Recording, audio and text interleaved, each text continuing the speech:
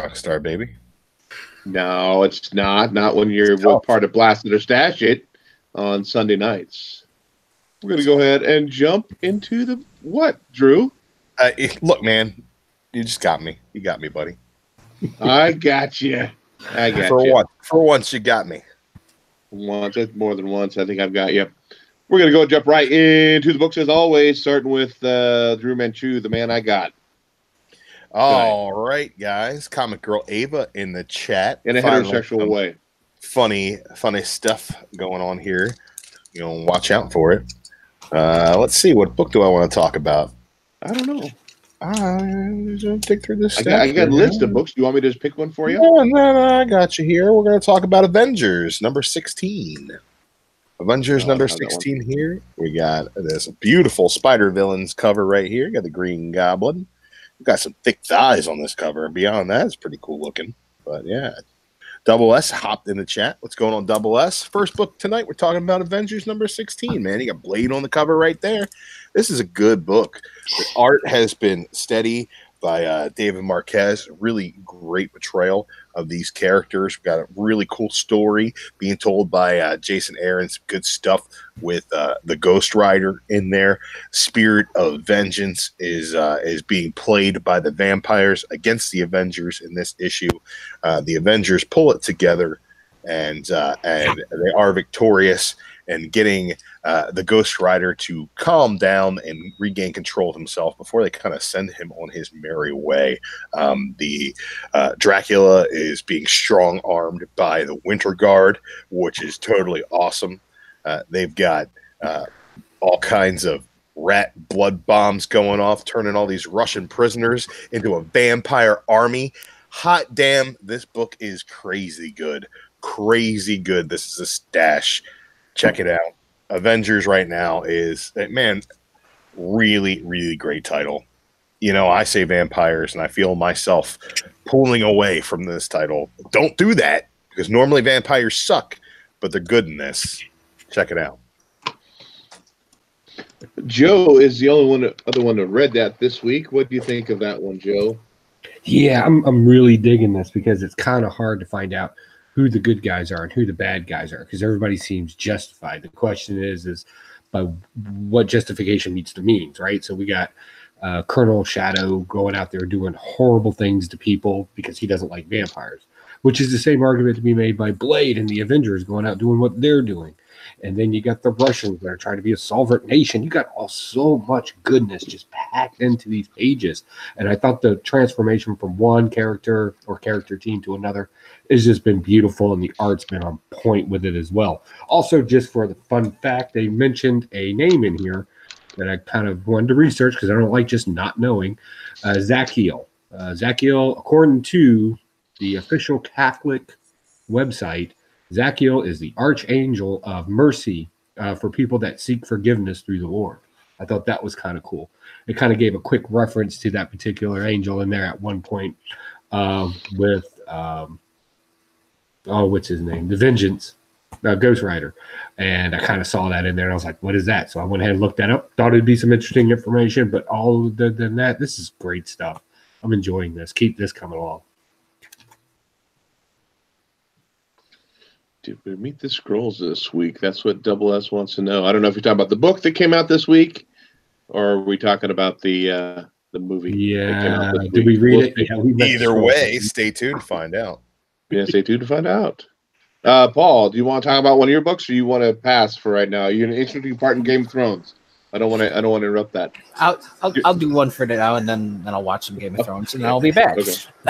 Let's do Domino Hot Shots number 1. I was thoroughly enjoying this book. It's great art, fun story. Has Diamondback in it. I'm always ready to read something with Diamondback in it. When I was a little wee one and she was in Captain America, I thought she was the hottest thing in the world. But then on the last page, Deadpool shows up for no fucking reason and ruins what was a good book. Fuck Marvel. Fuck this book. Fuck it in its own ass. Joe, what do you think of Hot Shots? Yeah, I'm all about this. This is making up for all the other female teams that we've been throwing together and forcing it down people's throat. This came about it the right way. We got characters that actually have individual agency in them. Some are funny, some are serious, some are whatever the case may be. And they all have their own identity too. And I think that makes it very important in how they work together and do they want to work together. And there's trust issues there too. That's great. That's what makes a story, and they're doing a great job. Deadpool at the end of it, yeah, it is what it is. But if you're going to throw in an existential threat, why not it be somebody who literally can't die? Let's really see what this team can do. I think that's the only reason. Plus, he'll kind of add to the funniness as the shows go on, making fun of its own medium. But was it necessary? No, they could have done something else. So hopefully they don't double down on that too hard. But this was good. One thing I did like is when the French scientist was changing into whatever it was. It's like something with the Eternals or whatever. It looked very Kirby-esque. It did. I think it has something to do with the Celestials because it kind of had that whole new gods thing going with it. Yeah. I'm hoping that's where they go with it because that would be really cool. But I mean, like you said, I mean, you had that great dynamic with all the female characters and all the interaction with them. And I think throwing Deadpool into the mix just tanked it. You just got done reviewing the Hot Shots, but it is your turn with your first book. Do you want to go now or do you want to pass, Joe? I'll go down. I read something good. I've got all kinds of things I need to talk about. I think you got a bigger list than I do. Yeah, we read like 50 books. I go overboard to bring you the best entertainment out there. By the way, our spectacular Spider Grandpa gone too soon. You know, we love him. He's in our prayers. No, he's sick tonight. He sends his love out to everybody, and he'll be back as soon as he can, as soon as he gets R.I.P. in peace. R.I.P. in peace, brother. Let's talk about this sleeper of a comic book that came out. This is Vader, Dark Visions. I really like the way this told a story. As anybody that reads a Star Wars book, you know Darth Vader is bad. He's always been bad. There's no redeeming qualities of humanity in him. But what happens when he gets blown out of ship and crashes on a planet and everything he does is actually in the benefit of the people there? And the way they tell the story that he's actually this hero and really he's just trying to survive and get back on a ship and destroy the rebels. I really like the take they took on this story. Good fun reading. Great art in this. I have sealed this so it does not open back up because I really think this is a sleeper book. Run out and grab this. Plus, I mean, Darth Vader as a Black Knight, that just makes sense to me. So yeah, get this. Run now. Go. After the show. Watch the show first. Yeah, I love that cover. I almost picked that up just based on that cover. I'll be honest with you. It's just like I said. You know, these people are going to start worshiping Darth Vader as a god, and no, that was not the case. Yeah, the last Darth Vader run, I think I read the number one when he was going to find his lightsaber, essentially, or build his lightsaber. I forgot what volume that was actually pretty good. I only picked up the first issue, though. I got too much stuff on my pull list and pick up anything else. Nobody else read that this week, so mark it off my list first. Here we go. Mark it. Permanent. It's gone. It's permanent. It can't be gone if it's permanent. If it's permanent, it's there. What, dude? Don't be switching stuff around on me. Don't be pulling that psychology bullshit on me. Okay. I apologize. I'm a stickler for vocabulary. My first book is Conan the Barbarian Don't call him a futurist. 4. Don't call me a futurist. I wasn't part of that argument. So, in this book, we have old man Conan. He's sitting on his throne. He has become essentially just there. He's bored. He's bored of his life. He's not fighting. He's not mauling people. He's not out destroying armies. He's bored. He gets sick. He figures, oh, way he can get sick. You know, he's getting sick because he's sitting around doing nothing. He's not doing his normal barbarian stuff. So he decides the best way to get over the sickness is to fight a lion. So they bring a lion in, let the lion loose. He's going to kill his lion with his bare hands. Lion ended up becoming his friend. And then him and the lion end up going on these adventures at night, killing all these killing all these bad people at night. And there's this ghost tale of this man and this beast out destroying, killing all the bad guys, killing all the people who were making problems in this city. There's a couple awesome splash pages in this. This one was good too. We was wearing the mask and the half skull. That was awesome there. And I think the other one that Paul was talking about earlier in the off air was this one right here. Was it that one? Yep, that was the one. Yeah, so this was a badass story. Let me double check here, but I don't think it really did any callback to none the kids at all, or what's going on now. So this was just another one and done kind of story of Conan as his king. This was great stuff. I absolutely love this. You can always tell. I mean, he's the barbarian. He's never wants to be sedated. He never wants to be that norm. He wants to be out destroying, and that's his place. So Conan, that's definitely a stash for me. Good stuff. Paul read Conan. Yeah, it was awesome. Like I said, this is Conan as superhero. They turned him into a Spider-Man going out at night or Batman going out at night and beating all the bad guys up. I mean, that one splash page, you got Conan with a skull mask on, there's blood dripping from his swords, his pet lions there with red glowing eyes. That shit's awesome. That's as good as it gets. Keep buying this book. And what about you, Joe?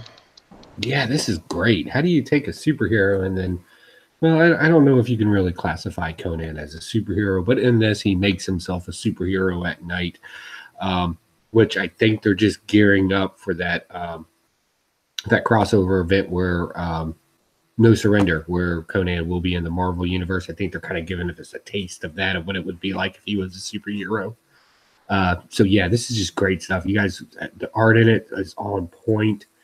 No, it did not give anything to the effect of its current storyline with the two kids and the Crimson Witch, but we got a good take on Conan being civilized and coming down with civilization sickness, I believe is what they called it. So yeah, I totally got that. That's a hard stash right there. I'll keep that all day. We can't believe Drew didn't pick that up, but I can't believe that I didn't pick it up.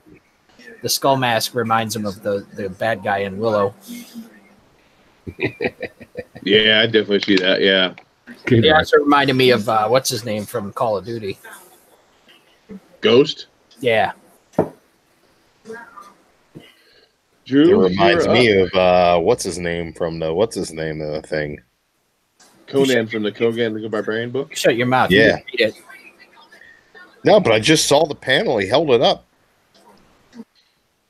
Looked like You Pocan Joe from yes, kind of a Morton Joe a little bit too. Yes. Yeah. Shades of a Morton Joe, my friends.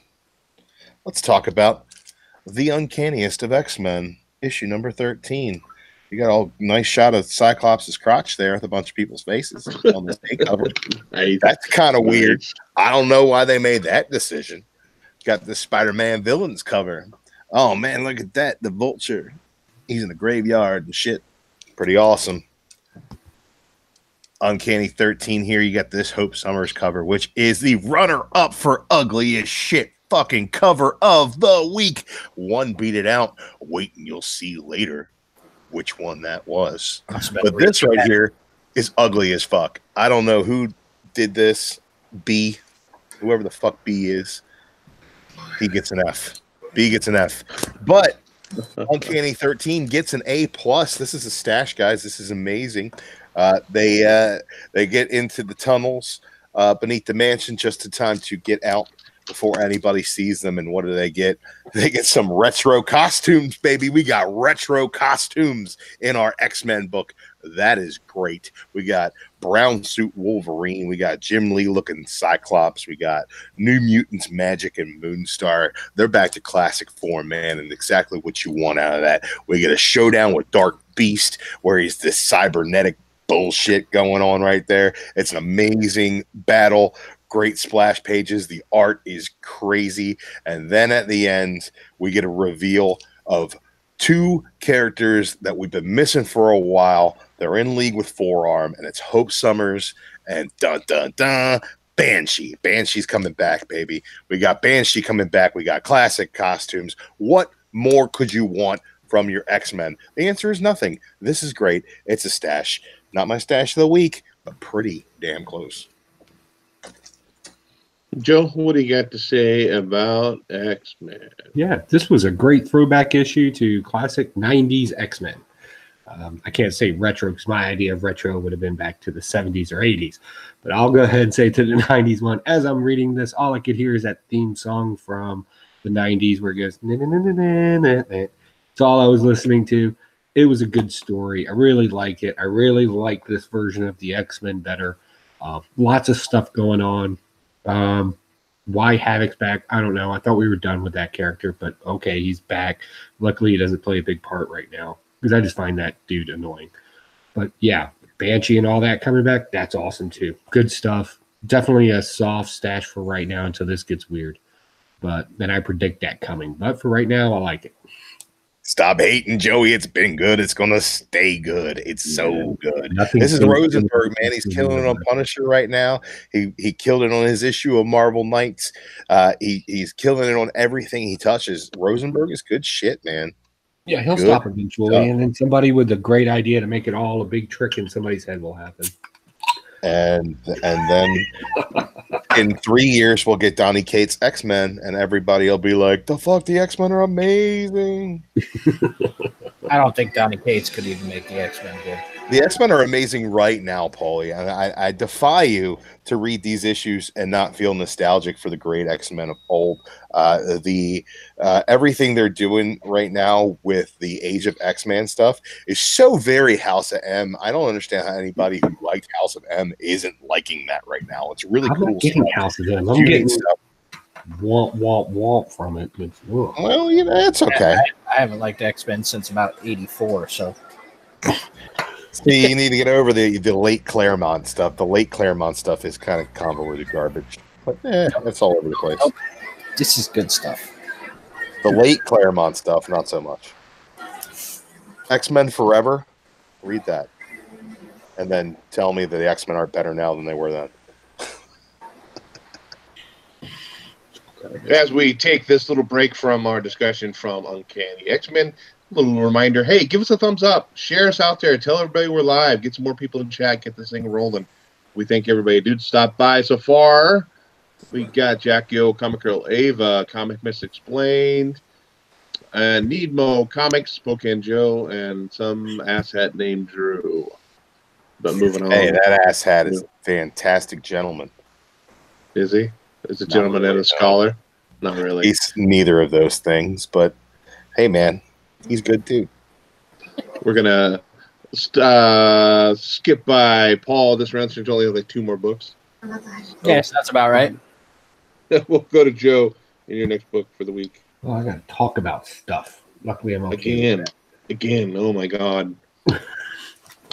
We'll talk about something kind of off the wall that I've actually found kind of entertaining. We got Chonkless in the chat.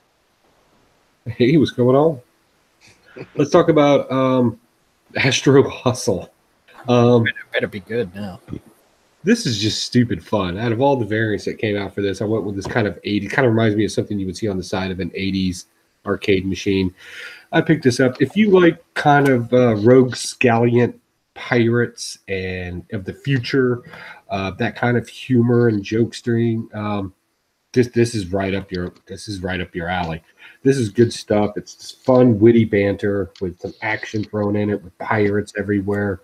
Fun read, hard stash. Can't wait to get some more of this. This is a great break when you're going through a bunch of comic books and you just want something different to happen. This is different, but it's in the flavor of Time Bandits or Firefly and things along those lines with pirates and stuff in it. Great stuff. Ice Pirates, yes. Good point. Yeah. So, yeah, definitely check this out. Somebody was talking, I think, on a different YouTube channel about that cover you were holding up right there. He said it kind of reminded him of old, like, trading card cover. You know, like the waxy kind of paper on the backside of a trading card. That's what it kind of looked like to them. Kind of brought that nostalgia back.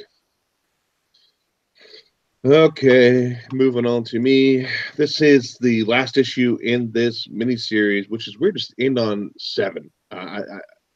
it really bothers my OCD. They end on 7. 5's fine. 10's fine. 12 is fine. 7's a little weird.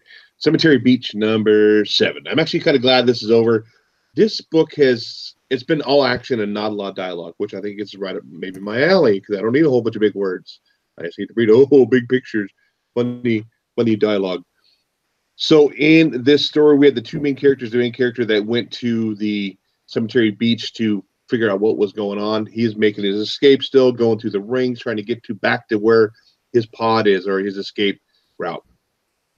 The president of the rings finally said, you know what, screw it. I'm going to take care of this myself. Lights his big rocket up, and they're like, should you be doing that? And he said, I don't care. Just do it.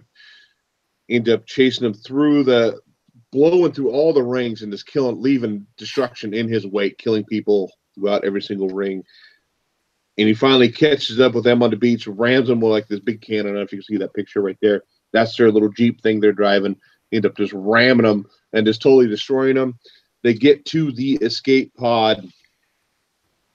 As they're getting in, they realize the woman that he saved in the rings realizes that only one person can fit into this pod. And he says, and the main character says, I couldn't save my family. I couldn't save my girlfriend. I couldn't save, I can save you. So he shoves her into this pod, sends her out, and he says, I'll be okay. You know, in his last panel, the president's there storming after him. He's storming after him, the president, the other direction. And that's how his story ends. Says, so you're the president of this giant toilet planet. I want a word with you.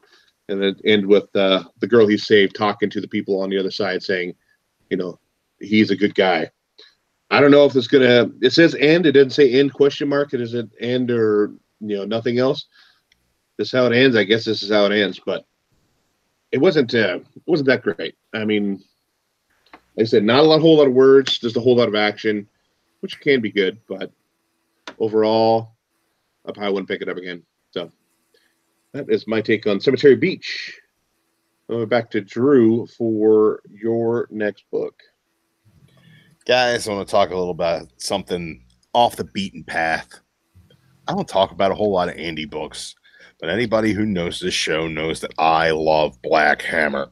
Black Hammer rules. Jeff Lemire's Black Hammer is amazing. He's built a whole universe. It's fantastic. You get Sherlock Frankenstein. You get Cthulhuese. You get all kinds of nonsense going. You get the Quantum Age, which is the Black Hammer of the future. Now we get a little look into the Black Hammer of the past with Black Hammer 45. This is a war comic, guys. This is a pretty cool war comic as well about a multi-ethnic squadron of dog-fighting pilots. And it flashes back to when they were in this war. It also shows you some modern day stories about these old retired veterans. This is written by Ray Fawkes, who has worked with Lemire in the past. Lemire actually worked the story with him. He just did the script. And this is drawn by Matt Kint. So those of you who are friends of Matt or fans of Matt Kint will really enjoy his work. That is the one part about this book I did not like, is I am not a fan of Matt Kint's art. His art is an acquired taste that I have yet to acquire. Beyond that, fun story. You get these dogfighting pilots. They're an underutilized, underappreciated squadron. They're all elite. They happen to be minorities. This is a big deal back in 45. But you come to realize when they're in these dogfights that they're not just fighting other pilots, that they're fighting giant monsters and giant robots and mechs that are being thrown at them by the opposition. This is a really cool book. Really cool look into this universe from a different angle. I just wish that I could get into this Matt Kint art. I know that a lot of people dig this style, and when you look at it from across the room, it looks like Golden Age, but when you get up on it, man, it is not very good, in my opinion. And that's where I'm going to leave it, but I am going to stash this because it's Black Hammer, and the story is really compelling, so it's good stuff. Before I jump into the next book, Batman. I have Batman Returns trading cards. right here, still sealed up. Actually, won these on the Long Box Crusades, one of their live shows from G.I. Joe trading cards as well. I haven't opened them up. These things are probably a dime a dozen. They're so cheap. I don't know why I'm keeping them in the wrapper for nostalgia reasons. I know you can go to any con and dig through and find tons of old trading cards. If you want me to open one of them, I'll open one. Just let me know in the chat and we'll share them out. But moving on to, let's move back to Joe in your next book. Oh, man, I've been drinking. I'm trying to take a nap. I kind of constantly talk. I know, but with Paul reading so few books, it just, and the mic not here, it just throws everything off. You got to talk more. All right, let's talk about a story that was disguised as a comedy, but it really had a whole lot of heart to it. And that's Cosmic Ghost Rider Destroys the Marvel Universe. This is great. If you don't know from Cosmic Ghost Rider, he travels back into the past and he goes to see his family the day before they get all shot up. And he goes in there and he lies to them, says he's Uncle such and such because he's so much older at this point, traveling back in time. And he sits there and starts telling his kids these stories about how he was involved with the Avenger Fours and a lot of their more iconic storylines from back in the day. And he's telling them the stories. And even at one point, I'll show it. I can't show it to you. I sealed this. The worst thing happening is he's going through this and the kid's really getting into it. And it's his son, who he didn't spend a whole lot of time with. And at one point, Frank Castle's got to use the bathroom because he's drinking all of his, I guess, technically his own beer. And you just see the tear go down his face, right? And then he kind of cuts back into the story or whatever. And that was just like, it really kind of brought you in that he's literally talking to his family the day before they die. And it's like, what are they going to do next in the next issue? Needless to say, at the end of this, Uncle, I think they're calling him Fredo or something like that in this, has to watch the boy. That's why the stories start, why mom, his wife, goes and picks up the daughter, brings the daughter back. So we're kind of left at a cliffhanger right there. Where's Frank Castle during all this? He's doing secret government stuff because he wasn't really around a whole lot. And that kind of plays a point in this just sad, sad story with all this humor around it. And man, this is just an interesting read altogether because you just don't know what that next panel is going to show you. Is it going to be funny? Is it going to be kind of serious? Is it a joke? Is it going to be another heartfelt moment? Man, this is just a good read. Stash this hard. Even if the next one's kind of, I don't care. I have this one, that one to fill into it. They'll do that again. This is good stuff. Oh, yeah, and Donnie Cates makes an appearance. Thank you, Comics Mix Explained. Donnie Cates makes an appearance in this as the creator, which was a Fantastic Four storyline from way back in the day, where it's an actual comic book creator who's God in this case. And it's Donnie Cates in this particular issue. So that was kind of cool, too. I apparently missed that. I read it quickly right before the show. So I got to flip through and try to find that. This book was unexpected for me. I thought this was going to be like the Spawn kills or Punisher kills, that he was just going to go lay waste to everybody, and how he did it kind of in a potentially maybe funny fashion. But it seemed like maybe he's talking about Destroys as in like he's bringing his own little piece into it. Maybe he's making stories up to like, hey, Fantastic Four was this because I jumped in there and did that, I don't know if there's any truth to it or not, what dimension this is, or maybe he's just making stories up to entertain his son. So it was a little different take on what I thought it was going to be. And Comic Misexplained said, yes. Yeah, he's right. It was really wordy. As God, but Cates was in it as well. That's correct. It was definitely a wordy book for a Cosmic Ghost Rider book. You would think it would be a simple book. Man, it was pretty heavy. I remember the first time I tried to read through it was late at night. I thought I was shoveling through my books. I'm like, okay, I'm really tired. Maybe I want to. Okay, this one should be good. Open up, read about 3 pages, and said, no, I'm not reading this right now. I am entirely too tired for that. But I mean, this is only 5 issues, I believe.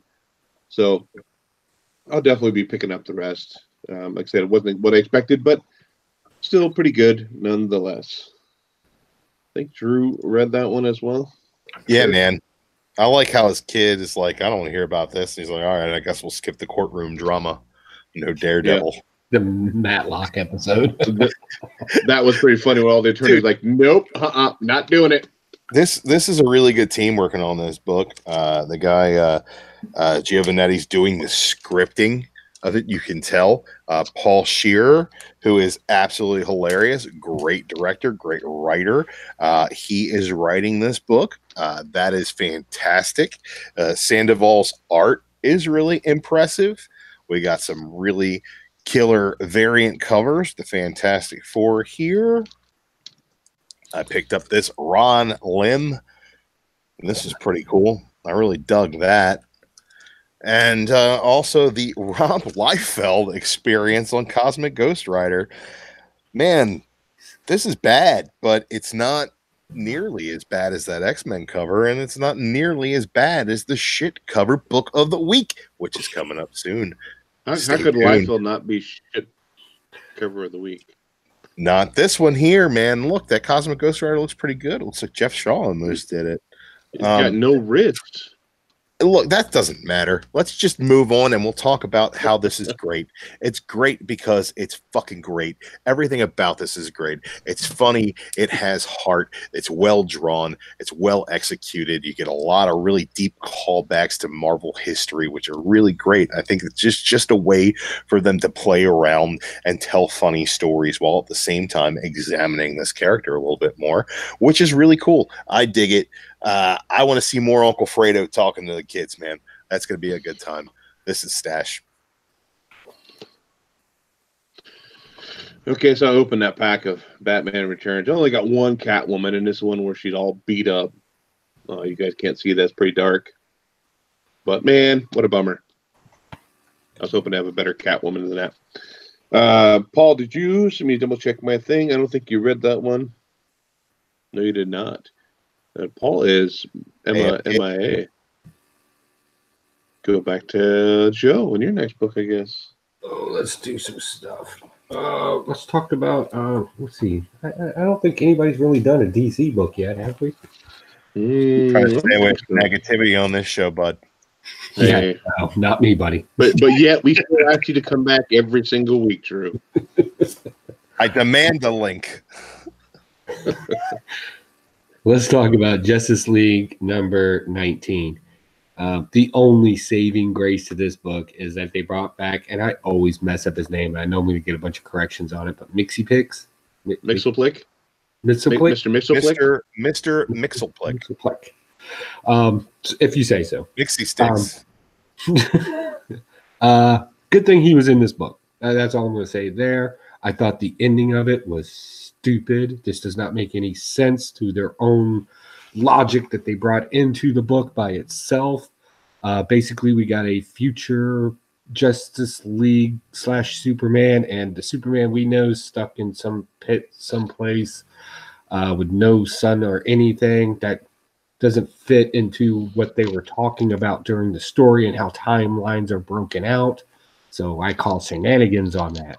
However, not a bad book. You know, if you don't overread it or overthink it, it's not a bad story. Love the character. Love the interaction in it. I thought they were trying to explain very complicated things in a very linear manner, and it just didn't make sense to some degree.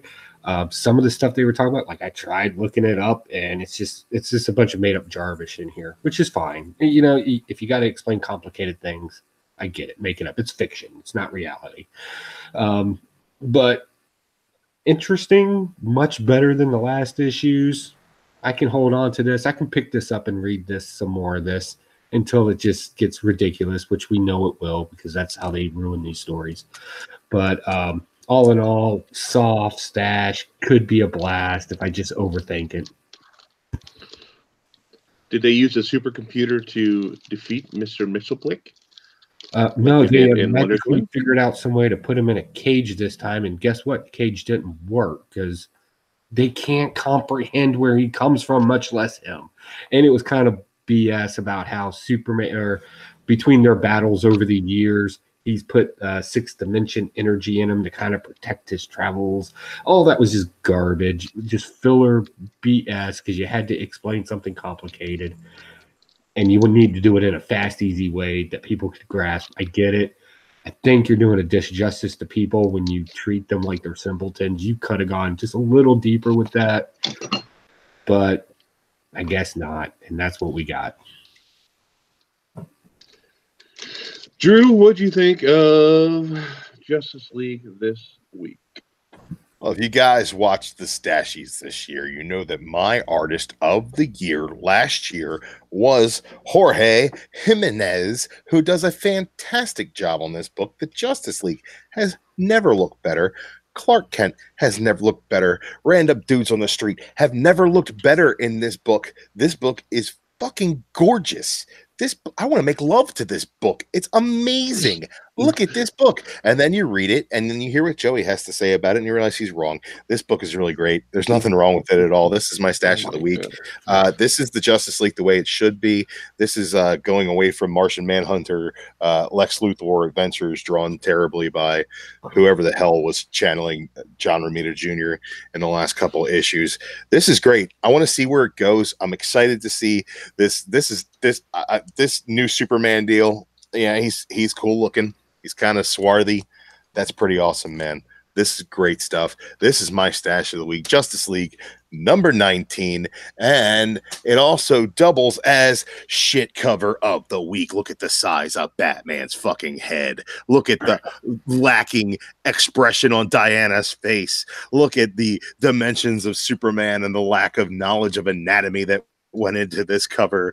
This is almost as bad as that Wolverine cover for X-Men 11.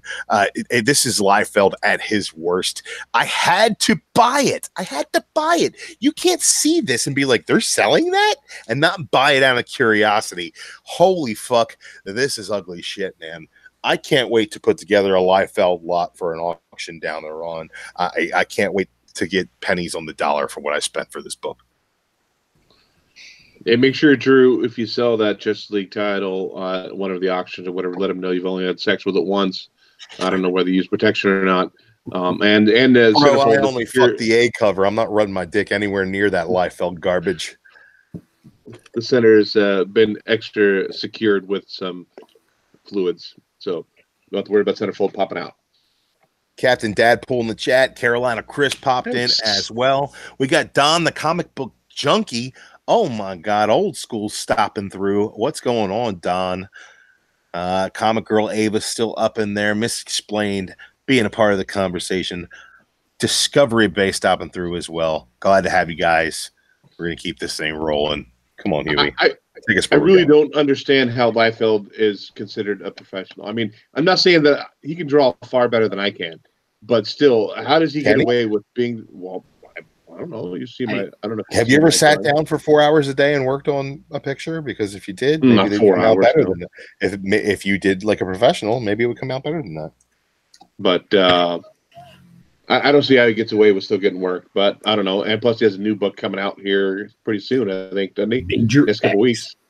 Yeah, yeah. I can't be the only one of us reading that. I passed on it. I'm an idiot. Yeah, Joey will pick it up too.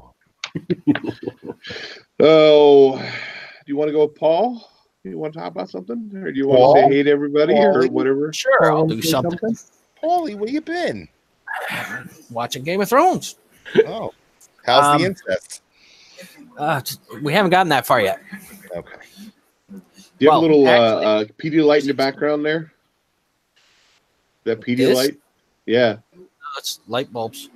Oh, it look like a Pedialyte box. All right. Pedialyte bulbs, baby. Hashtag Pedialyte bulbs. Whatever. Oh my God, Drew. Go ahead, Paul. Sorry to interrupt you. Let's do Meet the Skrulls. I'm gonna shock everybody, and this is my pick of the week. To me, this one had it all. It had good art, great story. To me, it had kind of a spy thriller feel to it. You have undercover Skrulls working to stop Project Blossom, which is a project that would make the Skrulls visible to everyone forever. I thought it was really well written, cracking good art, good times for me. So I'm going to keep reading it. I know Joey read it, and he was kind of shocked when I said it was my pick of the week, so I want to hear his take on it. But What about you, Joe? What'd you think of Meet the Scrolls? I didn't think it was bad. I'm surprised it's your pick of the week. I didn't think it was bad. This plays a lot heavily on the concepts of a lot of 80s movies where there's like a Russian family or a family from another country. Why I loved it. Oh, yeah. If you like the Americans and stuff like that, yeah, it plays right into that. And of course, you always have the rebellious daughter who just kind of wants to be a teenager, and she's the outcast. We have that here, and this is great. Well, it's classical storytelling. Nothing wrong with that. I have no critique of this in a horrible manner. We've seen this before. I want to see this develop quickly, though. I don't want to spend a lot of time on the espionage side of it. I want to know, what exactly is it that they're looking for, and is this going to develop into something? That's really what I'm interested in, which commonly happens after I get done reading the first issue. I want it to kind of speed up kind of quickly. But all in all, I thought it was a good setup for a story. I don't think it's a complete story. I think it's a good setup. I think we have good presence. I think we have good characters, and we have and we're not having to deal with nuances like them worrying about what a pizza is or anything like that. They kind of fit into American society at this point. I'm really kind of curious. Okay, now we can get into the meat and potatoes of it. So that's going to be good stuff. So yeah, light smash. Pick of the week though, that's a little lax for me right now. Maybe I'm just so jaded with Marvel shit being so awful that. Yeah, your expectations of Marvel have been really dropped lately, but and I think there is definitely. I mean, that's what I thought of too when I was reading it, was the Americans. And I thought that was a great show. So I mean, it's kind of like that in comic form.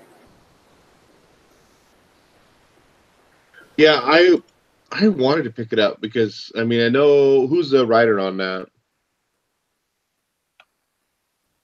I know Tom King wrote Divisions, which and that was pretty well acclaimed. I was a lot of people talked about what a great that one run that was, and I was wondering if this was going to be something similar, but I passed on it.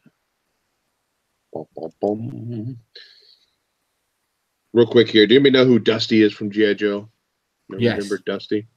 Do you know what his MOS is? He has a primary and a secondary MOS. Is it one of our primary Ranger and mechanic, right? Ranger and mechanic, right? Infantry is his primary MOS. Secondary MOS, refrigeration and air conditioning maintenance. I did not know. Hey, he was an 11 Bravo like me. Nice. Really? I didn't even know that was an MOS. What does MOS stand for? I forgot. Military Occupational Specialty. Oh, okay. Read your leg job. I remember having Dusty as a G.I. Joe when I was a kid. Well, Roadblock was a cook and heavy machine gun operator. I have that same deck of cards. We have them in a slot thing. Oh, you do? Yeah. What was barbecue? Cook. No, firefighter. Oh, just a firefighter? Okay. Let's talk about this. I really gotta. No, I'm gonna hold off on this because Paul just talked. I want to give Paul a little more breather. I want him kind of spaced throughout the show. I don't want to run him out too soon. Don't do it. Don't run him out. Not too soon. Don't run him out. Don't do it. Soon. Gone too soon. He'd be gone too soon. He would, but he won't be because you're pacing. Good pace. Stop it. We'll talk about G.I. Joes for a little bit. Then we'll get back. No, we'll talk about Adventures No Road Home #4. Let's do it. Yes. Let's do it. This was good. So at the end of the last issue, they took control over Hercules. He started beating the crap out of Vision. That continues on in this story here, at least for a little bit. We do get a little more backstory on Nyx. Is that how you pronounce her name? Don't say it, man. She'll show up. I'm sorry. And her children. And really it talks about how she just kind of wanted her own place, and Zeus comes in and kind of like, nope, this is what we're doing. We're going to totally destroy essentially everything that you find nice and comfortable. And so she kind of blames Zeus for that. And this whole backstory on her kids, I do like how her kids are born, how they're born because of hatred, because of this, and that's kind of what their specialty kind of is. I thought that was kind of interesting grasp on her kids as well. But this is just the whole backstory on her and her kids, how Zeus shoved her down in a hole, how everything happened. Hercules does get his senses back to him, but it may be too late. I do like the fact. Oh yeah, that's right. I love that last panel. I don't know if I want to go into it, but you can talk spoilers. How he talks about storming the castle. It says, "Do you hear me, Nightmare? Come out, face your better. Your castle's fallen, and your night will be mine." And this is one of Nick's oldest son. And he said, "Not yet." And he says, "What? See, that's my castle now. Tonight it belongs to me." And that's how badass with the Hulk, because his whole new thing now, the Hulk comes out at night. It's not necessarily when he gets angry; it's just out at night. And I'm not sure if he gets angry during the day that he doesn't turn into a Hulk anymore, does he? But this was actually pretty good. This is the backstory leading into it. Got I don't know how many more issues left in this, but this is a solid stash for me. Drew? Yeah, man. Good shit.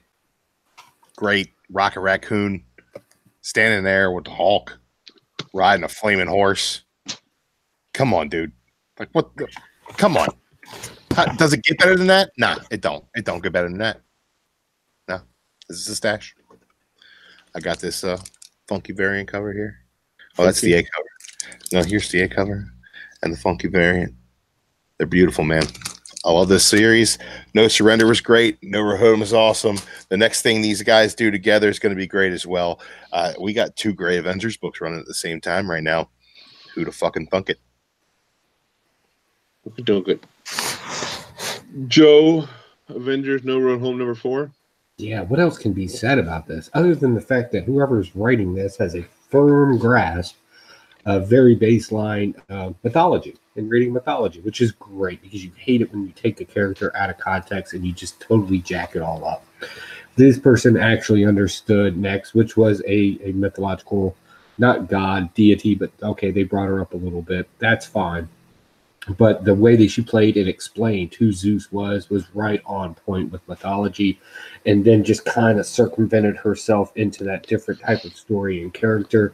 I thought it was very well played. It makes sense. Like, it's intelligent because we know Zeus is kind of a douchebag in mythology. He's done a lot of douchebag stuff. And this is not outside of his realm, nor the other gods up there. So this kind of makes sense in that kind of capsulated storytelling. And then you throw in something as crazy as American mythology, the comic book hero, and you threw it in there, and just seems to fit very well. I'm not going to say it makes sense because it's fiction, but man, it's just a good read. And the way they're playing the characters off of each other, great. My favorite part, of course, is the banter between Hulk and Rocket Raccoon. I wish I saw more of that in here, but I think they're holding back on that because they know that that's going to be the meat and potatoes of this story, and I can't wait for that to happen more because that's definitely going to be the focus, and that's going to be awesome. So yeah, definitely hard stash, and keep moving on with this storyline because this is good. Going back to Drew and your next book. What should we talk about, guys? Let's talk about Prisoner X. I talked about how X-Man, Age of X-Man has been good so far. People aren't on board with this. I say, suck it. This is great stuff. This is Bishop as a prisoner, and we get to find out what happens when you break the rules in this society. This is the prison show version of this universe. And guess what? If Bishop talks to somebody he's not supposed to talk to, a giant mangled, like dreaded beard Hank McCoy is going to beat the ever-living crap out of him, man. It's fun. This is awesome. He's getting notes passed to him. He's not the only crazy one. He's seeing visions of the real world. And he's not the only crazy one. There are other crazy ones as well. We get this universe's version of the Honey Badger in here. This is good shit. The art was solid. I'm stashing it, man. This connecting cover here is really great looking too. Really dig that. Warden of the Prison's Forge, so you get a little bit of everything in here. This is pretty neat. You get to see some of the characters that you haven't seen yet, and they're locked up for not being quite good enough in this Age of X-Man. Pretty cool stuff. Isn't Forge the one that can kind of create things with his mind and kind of build whatever? He's a baseline technopath. Like he's a highly skilled engineer because he can kind of communicate with machines as he builds them. That's his X-Men's power. Okay, so he doesn't like talk to machines. Like he can't tell an ATM to just give him money, but he can build a machine that would tell the ATM to give him money. So he's an engineer? He has yes, but his engineering prowess is tied to his immutability. Like he communicates with the machines. I'm just being facetious. I'm sorry. I don't think that's what that word means. Yeah, that was being facetious. So I mean, I guess in all reality, he would make a good warden. He'd be able to engineer stuff that would make sure people are not going to be escaping. Correct? He certainly would. He certainly would. So let's go for another G.I. Joe card here. Major Blood. Anybody know Major Blood? Nah, I don't know shit about G.I. Joes, bro. So primary MOS is a terrorist. I didn't know that could be an MOS. Makes sense. Secondary MOS, weapons and tactics, special training. So, okay. Moving on to, since nobody else read that one, how many? Paul, why don't you give us one? Give us one, Paul. Come on, Paul. Alrighty, let's see. Let's go with, since I know people were asking about it, let's do Ronin Island. To me, this was really fun. I loved it. It's about an island off Japan after the fall of the Shogun. They're having some kind of graduation ceremony, and the son of a Ronin and the son of a Korean exile tie in some race. And just as the race finishes, the ship bearing the former Shogun's colors arrives, and some dude jumps off and says, "You're going to swear fealty to me now." And they're like, "Yeah, no, I don't think so." And he says, "Well, then you're going to face this." And all these undead samurai things come jumping over and start killing everybody. And that's pretty much where it ends. And that's like my 10-second synopsis, but it was fucking awesome. I loved it. Yeah, I thought this was definitely better than what was the one that I read last week? The Japanese-inspired one. I forgot what it was called. The art again. It's like the anime kind of art style in this book. Very anime. Yeah, I mean down to some of the facial expressions they did. Yeah, the big mouth, ha ha, whatever. He's racist. Hey, is it an alternate comic? No, it's Boom Studios, Greg Pak and Giannis. Oh my goodness, now I'm going to try to say it. His last name. Italian guy drawing anime. That's his name. Yeah. So this actually was better good. You bring honor to book. Yes, you do. So the last book I didn't think brings no honor, but this was good. I did pick up both covers. I picked up that cover and just that cover there. But yeah, good stuff. I actually enjoyed it. I will probably pick up issue 2 just to kind of see what's going on with it. I'm not sure, again, if it's a miniseries or if it's an ongoing, but definitely look forward to seeing if the old lady there is going to kick some ass with their cane or something. Yeah, she's like, now it's time to fight. Wow.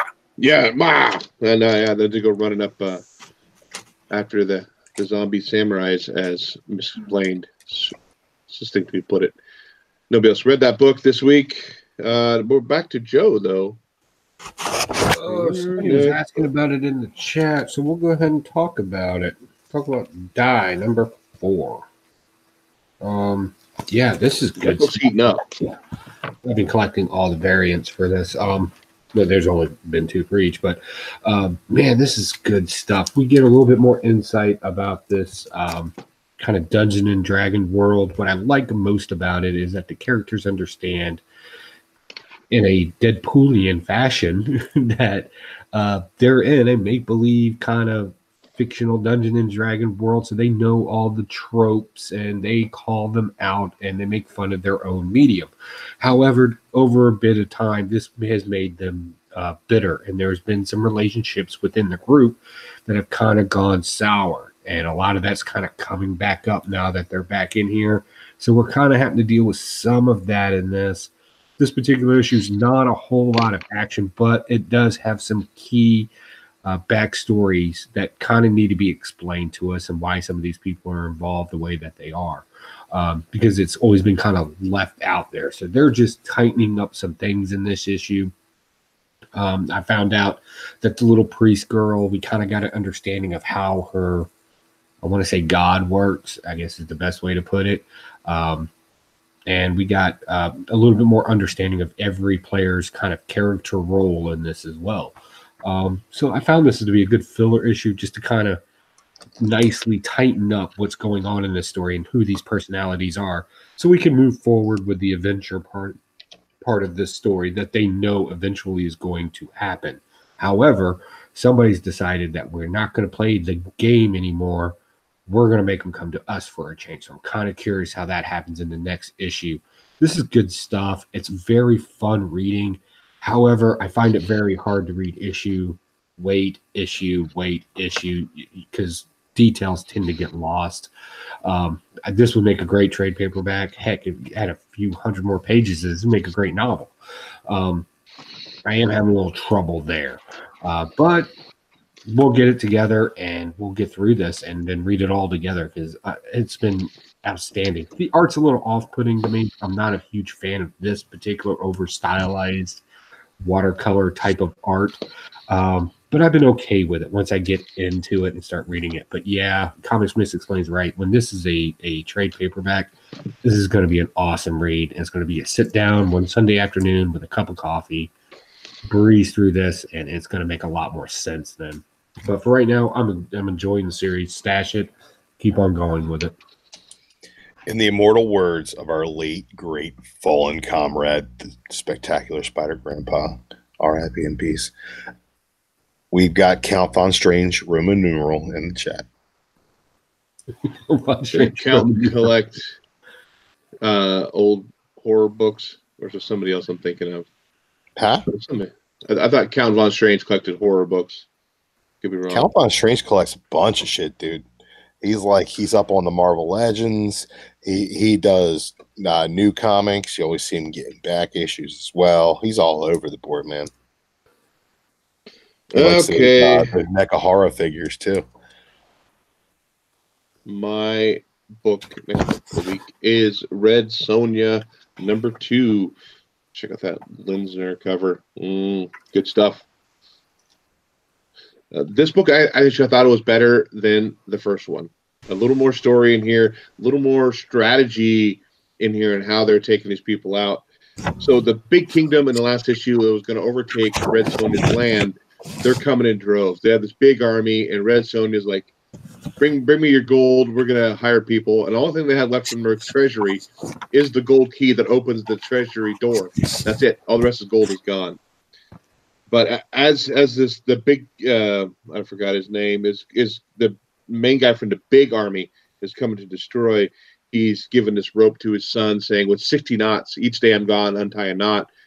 If I'm not back after you're done, that means I've been betrayed." There's one line in here. He says, right here. It says, "Daddy has to keep expanding his empire, or else he will die. And then Mommy will marry some upstart who will murder to put his own son on the throne." Upstart. That really a word that we're going to be using Red Sonja's times? Upstart? I don't know. I don't know if that's even a thing. But the big army is getting ready to attack. They come across this river, and they're coming across, and Sonja's team is just wiping them out, essentially, as they're coming across. And she goes to meet this emperor. They talk it out, say, "Hey, you move 5 miles back, or I'll move 5 miles back, one of the two, and we'll meet on solid ground." But that was all a ploy to get a troop around after all his main army has gone across the river to attack. Good stuff. Definitely a lot better. Like I said, a lot of more military strategy into this when they're fighting a war, not going head to head, because they know they will be decimated. Good stuff. Good stuff for Red Sonja #2. Did she poop in anybody else's skull? She no pooping skulls. Man, I'm not picking that one up then. I know you're a poop fetish. I'm not a fetishist, sir. I just enjoy a good curly poop. Good pooping skull. A good nice tight coil on a feces. Okay, Joe, please tell me about Red Sonja #2. I think I'm stuck right now. Hold on. So yeah, this is good. This teaches us the famous art of war lesson of always being patient in war. And Red Sonja exuberates this, not just being somebody who grabs her swords and starts whacking off heads, but we're actually dealing with a character that Whacking off. has some intelligence. Hacking off, not whacking off. You said whacking off. Take back the audio for the podcast, Huey. I want this noted. He said whacking off. He's already got a half stiffy thinking about pooping skulls, and now we go. Yeah, I'm worried about the fetishist. Anyway, great stuff here. Just, never fight a battle you can't win. Very proven in this. Very smart, witty dialogue. And you kind of didn't see it coming, and I was surprised by that. Even with the switching of letting the Emperor decide, if you move 5 miles back, we'll come over there, or you can come on our side and we'll move 5 miles back. I'm thinking, really, she's not going to get into a head, because we already learned in the last issue that she really has no army. She's done divided her forces to some degree. Nobody knows where they're at until you get like one panel with a note being passed to them.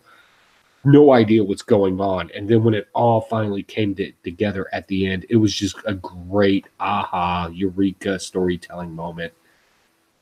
It was great. I enjoyed it. I even laughed out loud. It was good stuff. I really enjoyed this. This is definitely a stash. And that cover right there is just sexy and beautiful and just says everything about this book. It's just great stuff. I loved it. Yeah, I liked how she probably used some mental aspect to him too. She knows that if he retreat, like he said it so himself, if I retreat 5 miles, it shows weakness. I'm not going to retreat, so it went right into her plan of what she was wanting to want all his forces to cross that river so she could attack when they're on from around the river. So it was good stuff. Definitely good stuff. Going back to Drew, you were holding up Batman, or do you want to talk about Doomsday Clock? Oh man, no, I read that. I was flipping through this. We'll talk about Batman right now. I kind of want to talk about it. This is Batman number 66. We're still inside Bruce's mind. We're done with that Flash bullshit. We're done with the Heroes in Crickets crossover, which somehow jumped timelines. But here's the deal, man. We're inside Bruce's head. We know we're inside Bruce's head. And the only way that you realize things are more convoluted than if Constantine shows up is if the Question shows up. And the Question is interviewing Catwoman inside Bruce's head about why she really left Bruce, which means he doesn't believe her. He says at the end, she says that she lied in the note. It's just fucking Tom King psychobabble bullshit. This is ugly as well as being terrible. Jorge Forns, that guy needs to fucking die in a fire. This is garbage. Every time I buy a Batman book now, I have to realize that I know it's not going to be good, and I can't go into it thinking, hey, this is Batman, I'm just going to read a Batman comic. No, it's Tom King's Batman. They fucking sucks. It's terrible. I can't express that enough. This is my shit book of the week. Joe? Yeah, this is a hard blast. This is with a shotgun and fire and gasoline, and don't do this to the Question again. The Question's a kind of a cool character if you take him back from his time, from his early conceptions, not any of that 80 bullshit that they did. But in this particular genre, they obviously have no idea who the Question is. They seem to think he's some kind of interrogator or something. He's a detective. He's being a detective. Not in the Silver Age, he wasn't. No, he was not in the Silver Age. He didn't turn into this bullshit detective guy until the late 80s. And that was garbage, and that's why nobody read it. And that's why he's a sideline character now that kind of pops in every now and then just for some witty banter and then disappears. And then you take him and you stick him in here and you make him an interrogator, detective to Catwoman because you want to double down on that bullshit Batman number 50 issue that you tried to throw down our throat that turned into garbage. That's all this is. It's just pseudoscience, pseudo-questioning, pseudo from somebody that should not be writing this story because they are not intelligent enough to do it. I am sorry. This is not how you interrogate or ask questions of somebody when you're trying to get information. This is not the Question. Hell, I'll even argue that this really isn't Catwoman. Catwoman would not be hanging out with the Question, answering any questions. I don't care if it's in Bruce Wayne's mind. We've been stuck in Bruce Wayne's mind now for how long? And it's still been garbage. So why do I keep reading this? Faith and hope. That's literally it. This is just something. Just give me one issue with something interesting happening in it. That would be great. But I have not gotten that since 50. But because I'm a faithful, loyal fan, that somebody will come along and say, hey, Slick, write exactly what I'm going to say. And the guy actually does it. Maybe it will happen. I don't know. Or maybe all this will be relevant in some way, shape. But again, we're dealing with that. Everything's going on in the mind. So we need some big twist at the end. Maybe it might be cool. Maybe it won't be. I don't know. It's not fun reading. Reading an interrogation is not fun. It's boring. That's about as bad as reading a will and testament that freaking Hulk did. I read contracts and business plans all day long. I love a bunch of questions. Made me cry. Yeah. Whatever, Drew. Nothing makes you cry unless it's runny poop. Lots of things make me cry, baby. Lots of things. This Batman, it's definitely a blast. I mean, Lord Tom King, come on. He's only on there for another roughly 40 issues, I think. God, fucking save us. Yeah, I think he's on there till issue like 104 or 100 or something like that. That's how long his run is supposed to be. That's a blast for me. But I do want to take a step back because Detective Comics came out last week. Drew was not with us. I want to know what you thought of Detective Comics last week. Stashing it. With the whole holodeck thing? Stashing it. Oh, my God. At least it was well executed and well written. But you said, well, Leslie's death was a oh, my God, it was so... It was it not? But it didn't mean anything. But was it not? When you read it, it didn't touch you. Never happened. Exactly. But when you read it, you didn't know that yet. Yep. Thank you for wasting. Yeah. Yeah. You can explain that. It was a character exploration and the way it should be done, with great art, with great storytelling, with great action. This is the way you should be introspective on a character. We could have gotten that in Tom King's Batman, but we didn't. The art was terrible. Nothing fucking happened. The words didn't mean anything. There was no conversation taking place. What happened in Detective was exactly the opposite. It was great action. It made you think.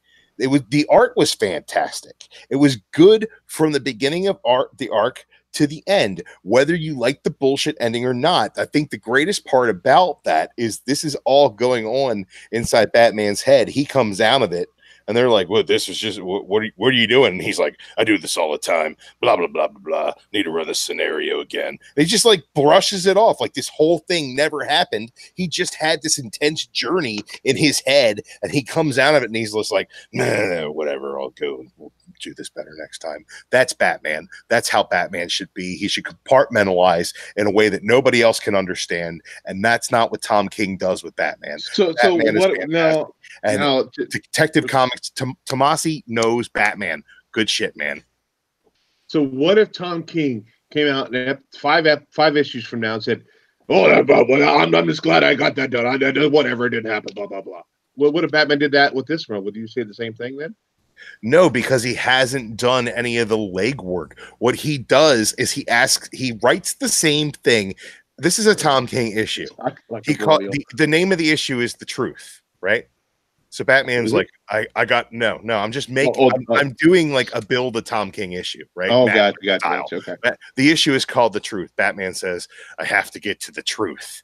The truth is what's important. The truth, the truth, the truth. You turn the page, and Catwoman says, I don't know what the truth is. If the truth is this, then the truth, truth, truth. Truth, truth, truth, truth. Then you turn the page, and it's Batman again. And he's like, this is the truth. I need to get to the truth. And then 14 pages later, they've said the word truth 45 fucking times, and they've said absolutely nothing the entire issue. That's what they do. It's terrible. It's fucking awful. He's like, I'm gonna make this issue about respect, and then they're gonna say respect 25 billion fucking times and tell you nothing about respect. Tom King cannot write this character. It's fucking terrible. And the fact that they've gotten these artists on board who are no fucking good as well, it's just like they're like, people are gonna buy Batman anyway. Just fucking let Tom King do what he wants. Hey, what, they're gonna buy it anyway. Tom King's shitting all over it, so why don't we just put a crap artist on it too? Because they're gonna fucking buy it anyway. It says Batman on the cover. It's all we've got going for us. We're DC fucking Comics. Everything great we kill. Everything terrible we're like, well, they're gonna fucking buy it anyway. Dan Didio needs to suck my dick. This fucking sucks. It's terrible. Tomasi on Detective is a breath of fresh air. Sweet fucking Jesus. This is what we need. Don't shit on it because you didn't like the 5th issue of the arc. We're getting 1000 next. He's going to do something new. It's going to be amazing. The truth, the truth, the truth, the truth. It's the fucking truth. I think you're just trading a turd for a turd. Don't hold back, Drew. Tell us how you really feel. I think I opened a wound there. I didn't mean to. I was just asking about if it went this, would you do that? And it went off on a big tangent. Okay. I feel better now. Okay. Is blood pressure back to normal? Right? Okay. Go get your blood pressure tested real quick to make sure. His nuts or something. I feel better now. Okay, good. Guys, you want to talk about Doomsday Clock? Hey, you were right ahead. Right now, nobody else read Doomsday Clock.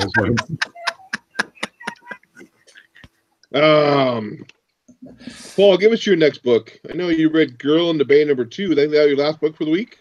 Yep, that is my last book for the week. Let's see. Man, this comic is great, but it's getting... I mean, the first issue was confusing. Now it's really confusing. I think this would be better read as a complete series because you don't have to wait for all the payoff in the next issue. Right now, there's like 15 different threads hanging there, and there's no resolution to any of them. I mean, I think it's a great series. I'm really enjoying it, but I hate having to wait for the next issue. But definitely pick this up as a trade. I'm glad I didn't read issue 2 if it's getting more confusing because I was already kind of confused with the first issue. So, I'm glad of that. Moving on to Joe. Joe looks very composed over there. Not ready to go off on a tangent. You. Sorry. We had sorry the for the ratings, fellas. Sorry for the ratings. Drew needs to have a brownie or something. That's Legends Truth right there, baby. With a lot more F-bombs. Yeah, well. Weird. All right, well, let's talk about Black Order. This closes us down on issue 5 here of this mini-series. This has been great. It's been great to get this inside information about these characters. When they were first released, yeah, we got some information. We didn't get real good details about them because it was the 80s and nobody cared. You wanted action. In the 90s, still not much. In the movie, they were very scarcely represented, but in this series we've been getting this full aspect of them, the way they think and the way they act, and real character development for each issue of these, and that's been great, especially this one right here, the Ebony Maw, which is the way it shall be pronounced from now on. His name's not Ebony Maw, it is actually a title. I did not know that. I actually had to look that up. It's not a name, it's a title. But regardless, we find out that he is a double crosser of a double crosser. He's the trickster. He uses words, and that's kind of his archetype in his story. And man, he does a good job of it. Like I thought he betrayed them too the last issue, and about midway into this one, I thought the same thing too. The guy that's writing this really knows how to keep subtle details very low on this. I thought it was great. I thought the ending with the whole Nova thing was kind of like, okay, they're holds of me. I'm going to go ahead and go now type of thought. But, man, I really did enjoy this. I think this is a great collection. And I think we now have 5 characters that we can really build on here in the future, however they decide to use them in the Marvel Universe, and it will make sense now. I thought that was very well done of the writers of this. And the art, not too shabby in this. So, yeah, I'm looking forward to some more of this, especially that hot Black Swan chica. She was kind of hot. So, yeah, give me some more of that. Drew? Yeah, I agree. These guys weren't very interesting in the 80s or the 90s or the 2000s because they were invented and brought to us by Jonathan Hickman in 2013, Joey. But I love these issues. I thought that the A cover by Leanne Hook was even better than that face variant. Really good stuff. Really dig this story. I really like these characters. And, man, the Ebony Maw, he's a stash, baby. He's a stash, huh? Now, ever aggressively relaxing in the chat says Black Order being low-key important to the Guardian story. Marvel continuity is so good right now. Yes, bro, it is. Marvel continuity is so good right now. It is absolutely amazing. Okay, my last book before we go and lighten around, Immortal Hulk number 14. In this story here, we get kind of a Betty story at the beginning, and we're thinking, at least I thought, that she was talking about Bruce Banner, talking about his death, and how it was kind of important. We need to find out it was her father, Thunderbolt Ross. That was the death. And it goes through a eulogy with her father and goes in a little more backstory on some of the agents that are kind of controlling the looking for Hulk now. Bruce Banner ends up meeting Betty, finding outside her house, and they end up kissing. She said she wanted to slap him, but she ended up kissing because she missed him so much. She tells him that they're not safe, they need to go inside. There is an Agent Burbank sitting outside with a thermal image sniper rifle, trying to figure out which one's Bruce Banner. He can't tell the difference. They're telling him to stand down because if you can't tell, you don't want to take that shot. He ended up not listening to his superior, ended up taking a shot anyhow, ends up sniping good old Betty right in the head. Bruce freaks out, and Agent Burbank just goes, "Whoops, General." And he says, hit the wrong one. And then Hulk just, at that point, it was nighttime. Hulk changes into the Hulk, goes out to go kill him. He gets blasted in the head as a big old chunk gun out of the side of his head. I thought that was kind of cool. And I think it's is it Doc Samson? Is that who that is? Yeah, Joe's shaking his head. Yeah, at the end of that book. So in the next issue, we're going to see Doc Samson coming in. This was good stuff, though. Immortal Hulk's been continually good. It's a stash for me. And Joe read the Immortal Hulk. He did read the Immortal Hulk. I have to agree. This was kind of a slow read. Basically, we're waiting for a sniper to shoot somebody, and that takes forever. We're waiting, and then the most epic thing happens in the last 3 panels. Betty Ross catches a bullet through the old, cranium bucket there. She drops, and, Hulk ain't having that. And then all of a sudden we see it. We see it happen right there at the end. Her eyes finally open up, and open up. And now the speculation is one of 2 things, right? We either got She-Hulk, right? Classic Betty Ross, but some people are speculating out there that we'll get herpes instead. Yeah, I don't know. I don't either way. So that's kind of interesting too. I'm not sure which. I mean, they could go either way with it because they are on their own line technically. So I don't know. I think it's going to be kind of interesting. I hope they go with the Red She-Hulk in it. I hope they don't go back that far, because that would just be odd and weird. Nobody really likes that. But hopefully it's Red She-Hulk. I think that would be more current in the timeline and keep them with continuity. But again, we're dealing with Immortal Hulk in this one. So I don't know what they're going to do with that. I think it's going to be interesting. The most predictable thing, of course, would be the Red She-Hulk. But let's see. Hopefully some goodness will happen and a good twist will happen. I hate overly predictable comic books. It doesn't make it very interesting. Okay. You freeze, or are you just making that face continually? Oh, no, you were just. He's making sure I'm right about Betty Ross being the other character I mentioned. He likes to double check me. It's okay. I'm texting my girlfriend right now, dude. Oh, Sorry. tell her you're busy talking about comic books with other older men. Tell them you're hanging out with 4 older men. You're talking about pooping and fetishes. She knows what I'm doing. She got the link. Did you actually send her a link to our show? No, of course not. Jesus. Oh, we got guest appearance there in the back at Drew's house. Oh, yeah, that's my dad. He's not waving. He's just saying, "I'll get the hell out of here." He's letting the dogs out. Oh, who let the dogs out? Drew? My dad. My dad let the dogs out. Are we doing lightning round yet? No, you get your one last one, and then we're going lightning round. One last review, and then lightning round. Okay, guys, let's talk about Doomsday Clock. We're going to talk about it. Do it. Dr. Manhattan, he's on Mars, and all of the world's heroes come to confront him. And he does away with them quite easily. Why? It's not really explained, but he's omniscient, and he's got all kinds of powers. And he erases Green Lantern rings, and they think he's going to kill Superman. And the art got really bad in this one. And Gary Frank apparently is being very rushed by a script that he's had for a year and a half. This is really terrible stuff. This is awful.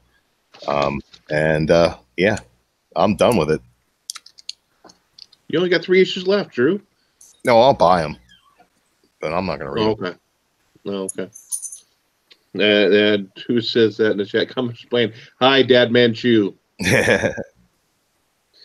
Okay, so lightning round. We would go to Paul, but he's done.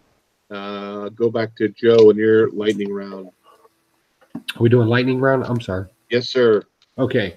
Let's start off with DC stuff. All right, so we got Young Justice. This got weird really quick. It's getting a little too, I want to say words and talk about things that nobody cares about. And Gina Hex has got her ray gun again instead of the shotgun. And they keep going back and forth on that. It's like they're not even paying attention. Green Lantern number 5. This deals with cosmic existentialism. This is hard to read. It's Alan Morrison, right? So that's going to be it's a little thick. A lot of use of negative dead space in it. But if you can get past that, there's some really great things being said here on a very dualist type of philosophy going on in this, and the difference between individual agency and cosmic nihilism. It's an interesting read, but it's kind of heavy if you're not looking for that. Female Furies, man, this got kind of embarrassing to read real quick. Like this is going south. This is horrible. Half the thing is nothing more than every other page is somebody being raped. Like something's going on in this planet where all the women everybody's getting raped, and all the women think that it's okay. I don't know. And the kid's being born, and it gets sent off. We get an appearance from Tigra in it. That was kind of cool for like a brief second. But yeah, it's garbage. Ziggy Pig and Silly Seal. This is just a fun read. It takes place in the Marvel Universe. It kind of makes fun of its own medium and the cartoon characters in it. That's pretty much what you got there. Think Spider-Ham in the Spider-Verse. That's these two characters in the Marvel-verse. Pretty funny. Deals with jealousy and rage and stuff like that. The Seal's pretty much a copy of Roger Rabbit to just about every degree. Deadpool number 10. I did pick this up. This is our first appearance of somebody named Goodnight, and we're going to find out more about him in the next issue. Apparently, he's got a huge beef with Deadpool. Something about his parents. I think he might have killed him at one point. Did you read the first issue of that run? No, that's the one I picked up. I've been in and out of it for a while. Yeah, Deadpool was trying to figure out his origin, and he did a Batman origin where he killed his parents in an alley like Bruce. So Deadpool killed his parents in his alley. So good luck with that one. Amazing Spider-Man. This is a filler issue. This is just to kind of give it a quick story of why the Black Cat's back involved with Peter Parker. Spider-Man again. That was pretty cool. Just to kind of give us a quick update on it. Plus, I'll be honest, anytime you got Black Cat in something, that's just a little better. Look, I don't want to get into any polls or arguments and anything, but I always thought Black Cat was a lot hotter than Mary Jane to begin with. Sorry, I hate to be the bad guy. Next, one I didn't mention. Me from. What's that? Why not both? $6 Million Man. I picked this up. This is not the $6 Million Man. I don't know who's writing this or what they are thinking. This is basically Archer dressed up like a cyborg, and he's supposed to be silly and stupid, and this other person can lead the way because you don't really belong here. So why is he there to begin with? Apparently the government's stupid too, and they like spending $6 million on an untrained rookie. That's pretty much what you got. You work for the government. You know how that goes. I know how much they spent to train me. Blossom 666. Man, this is getting dark, and we find out that there is a third Blossom person. That's the family's name. They're doubling down on this occult stuff, and things are weird. And I'm kind of digging it, like almost in a guilty way. Like I don't even want to tell like the people at church that I read this. Like this is getting sick, and it's kind of fun. You booted out of the pew. Right. Oh, baby. Everybody says that it's a video game. I don't know, and I don't care. I know this is great, though. We got a chick that can lob heads off left and right. We got a dog that can bite heads off left and right. And the dog's kind of sarcastic, and the chick's kind of serious. I'm digging this. This is a sweet read. It's not very heavily in dialogue, unless it's just sarcastic fun. Good Morning America. I liked this issue of this, but I can see where this is going, and I'm going to end up dumping it. But I'll read a couple more issues until it gets there. I'll give it its fair shot. So if you've ever watched an 80s movie with misfits in it, you generally find out the misfits are going to solve the problem. Why? Because 80 montage. Doesn't really matter. It's the 80s. The kids that smoke the weed and that step outside of cultural norms are always the ones that can solve the problem. And no matter how world damaging it can be. Great. The kids in the alley are going to fix the problem. Just kind of explain to me how they're going to do it instead of just stumbling around. I see that being the case in this. It's very important to the writer that so I'll go ahead and let you know myself, that one of the ladies in it is Hispanic, and her family does speak Spanish. If you do not read Spanish, I highly suggest you have a Spanish dictionary with you, because the mother actually does say some things that are kind of critical to the plot. Yeah, that happened in 4 panels. It's also very important that you know that 2 of the characters are in love with each other, and one looks like a boy until you find out she's a girl. And that was very common in the 80s, apparently. She has a Flocks of Seagulls haircut, so it could have really gone any way, no matter if it was real life or not. But that's very important to the writer. What's not important to the writer is developing why the teens in this area are disappearing, and why are they the authority on finding it, instead of any other kid in this school. I don't know, but I'll keep on reading to find out why. I want to see how this turns into a great read. So I'm going to stash it right now with the caveat that I'm probably going to end up blasting this, because it's going to be some BS that nobody cares about, because people can't write these kind of stories and be legit on it. What else did I pick up this week? Magical Beatdown, and I picked up the 2nd issue of that this week. That's stupid. I'm regretting that now. Because of the contest that I hosted on my own channel, I went ahead and did some brushing up real quick. I picked up my philosophy book, I dusted it off, and then found out it was out of date, so I picked up a new copy of that, and my baseline psychology book as well. I went ahead and picked those up. These are done in a more comic book fashion, and actually use comic book tropes as subject matter in them. So those are very interesting to read. Just to kind of brush up on a few things as we go forward, and to kind of help along my contest, which I'll kind of explained on my last one, but I'll go into more detail. I'll give a actual launch of it. And yeah, that's it. I'll have to check out those psychology books. Unnatural number 8. Still good stuff. Like the last issue said, went from more of a forbidden romance to more of a supernatural kind of feel to it. Walking Dead 189. The riot is beginning in the new what's it called, Drew? The new town. Oh, the Commonwealth. Commonwealth, thank you. Doomsday Clock number 9. I'm probably not going to read anything. I'll probably wait till I get them all, and then I'll just read through all of them because they're coming out too far apart. I don't know what the hell is going on. Just to maximize your disappointment there, so you read it all at one time. Yeah, pretty much. Ziggy Pig and Silly Seal. This was the hidden variant. I didn't even know I had it until I found out. Oh, there's a hidden variant. Oh, I have it. Okay, cool. Got that. Good for you. Your tone is all wrong. Young Justice number 3. I haven't read that one yet either. It was on my. I dropped it off my pull list. Pretty cool Harley Quinn. Derek Chu cover this week. That's the cover by Morning in America. I haven't read it.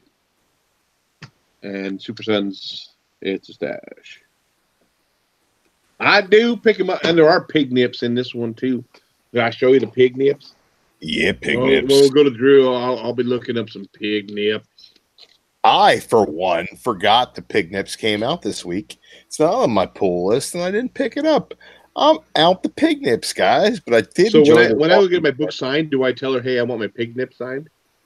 That would be an aggressive way to speak to a young lady. But I mean, you feel that way? Go ahead. Go ahead with it. I'll get kicked out of con. You'll get kicked out of somewhere.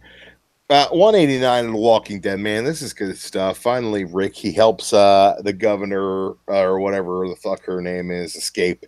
And then he goes back to calm down Mercer. So there's a whole full-blown coup going on. There's a riot.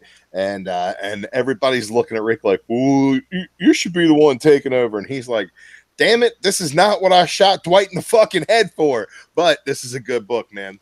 I'm enjoying it. Super Sons, Stiggity Stash It, baby. This is cool stuff. We got a new Green Lantern kid. We got Joker Jr. helping out the Super Sons, fighting Rex Luthor, getting out of this prison planet. Good shit. Stashing it. There's only, 4 issues left of this 12-issue series? Yeah. Man, enjoy the Super Sons while you have them, because Dan Didio wants to take them away from you. Why? Because he wants to see you cry. That's why. Oberon number 2. This is really cool stuff, really reminiscent of the Labyrinth is what I said in the first issue. And in this issue, dun dun dun, there's a fucking labyrinth. So check this out. It's pretty cool stuff. I'm enjoying it. Meet the Skrulls. Got this cover right here. Haven't read it yet. Gotta get the Scotty. Look at the Scotty. Gotta get the Scotty. Got the Scotty. Man, this Mike Del Mundo cover. Biscotti. The Scotty, baby, but here we got the Del Mundo, the Mundo. Here's the Connect 4 variant for that Pig and Seal book that I'm never going to read. But, man, it's got the Fantastic Four and a Connect 4 board. This is really, really great Young Guns variant, man. Check this shit out. Had to pick this up. Couldn't leave it on the shelf. Couldn't do it. Amazing Spider-Man The Hunted. This is kind of cool stuff. Black Cat, you got this Greg Land cover where her leg looks all funky, and you're like, what? How does that anatomy work there? Like, where is her leg? And then you look at her knee over here, and you're like, where is her lower part of her leg? And it's like, it doesn't make any damn sense. But then you scroll up, and you're like, oh, titties. And then you're like, okay, fine, I don't care anymore. Yeah. Deadpool, this was cool stuff. Good Night seems to be like a fun Batman ripoff character Deadpool created. This is kind of a cool thing. Again, got to get the Scotty. Scotty's writing this. Good story. Scotty knows how to write, baby. Got to get the Scotty. All right. Paper Girls, Brian K. Vaughan. This story is amazing. This is all about time travel. This is just really great stuff, and it's really coming to a head in issue 26. We're getting into the next version of what this story is going to be, and I'm really, really digging it. Paper Girls, stash it. Man, only a few shit books this week. I think they were all DC titles. What does that fucking tell you? There's the pig nips for you right there. We find out that the head of this organization is actually a woman. Pig nips. Getting in the hot tub with another little piggy, making some bacon. And Comic Misexplained wanted to see that that poo cover for the Ziggy Pig. Yeah, show us that shit, baby. There We know it I got is. a fetish. That's all it is right there. It's his little poop emoji. It says creek. That's it. They're up shit creek. But they've Yep. got a paddle. They're all right. Yeah, they're going off the waterfall with the little salmon-looking fish. They may be up Jumping up shit there. creek, but at least they got a paddle. Yeah. Better than Okay. the Poo Lagoon. Paddling in Poo Lagoon, baby. So we're done with the comic section. No Grandpa tonight, so no Funko news, but we are going to talk about... Shut your Funko mouth! Nope. We got to do it within 20 minutes here, because we're running long. That lightning round lasted too long. Well, some of us know that lightning is fast. Marvel, I may skip out now because I haven't watched it yet. Well, why don't you go ahead and skip out now where we spoil the hell out of Captain Marvel for you. Sounds good. Okay, we'll catch you guys next week. All right, sounds good. Catch everybody later. You just want to go to bed. That too, because I wake up at 4 a.m. Just gotta watch that incest show real quick about swords. That's right. Later, everybody. Later. See you, Paul. Okay, Drew, you want to start us out on Captain Marvel? What was your take on it? Well, I'll refer to the Facebook page where I wrote a haiku about Captain Marvel. It's the most artsy way I could think of reviewing Captain Marvel, and that is Captain Marvel is better than Wonder Woman, Black Panther 2. It is a mid to bottom tier Marvel movie.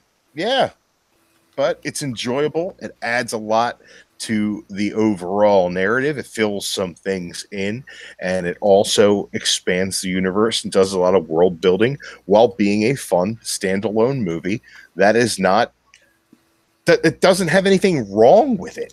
There's nothing wrong with it. I mean, sure, it's not super duper great in my opinion, but I can't find any flaws with it. It's adeptly acted. It's properly written.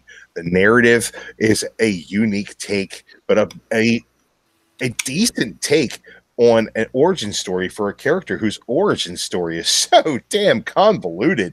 They kind of boil it down to a really cool Born Identity style story where she kind of knows that she's powerful, but she doesn't know why or how, and she figures out why and how through figuring herself out. It's kind of cool. I really enjoyed it. I thought that Samuel L. Jackson was great in this movie. I thought that Ben Mendelsohn, who played Talos the Skrull, was the highlight of the fucking thing. Really great. Jude Law, spoiler alert, gang. Spoiler alert.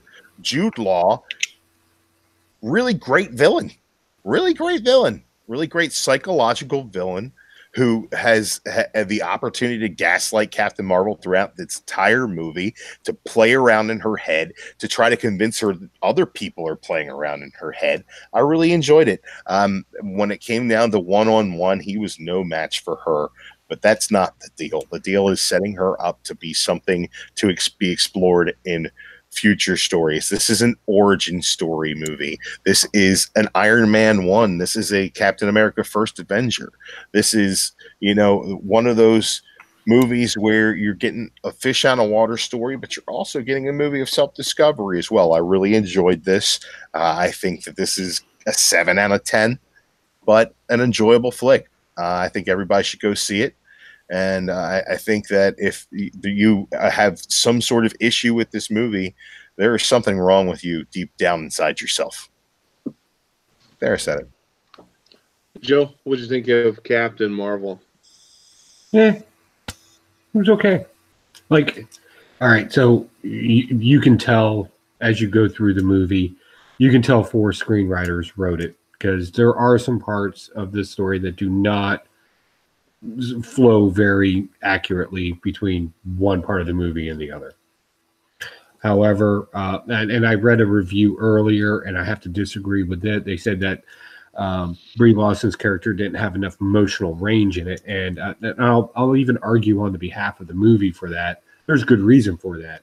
She's constantly being told to suppress this stuff on an alien world when she's actually human, and humans cannot suppress their own emotions.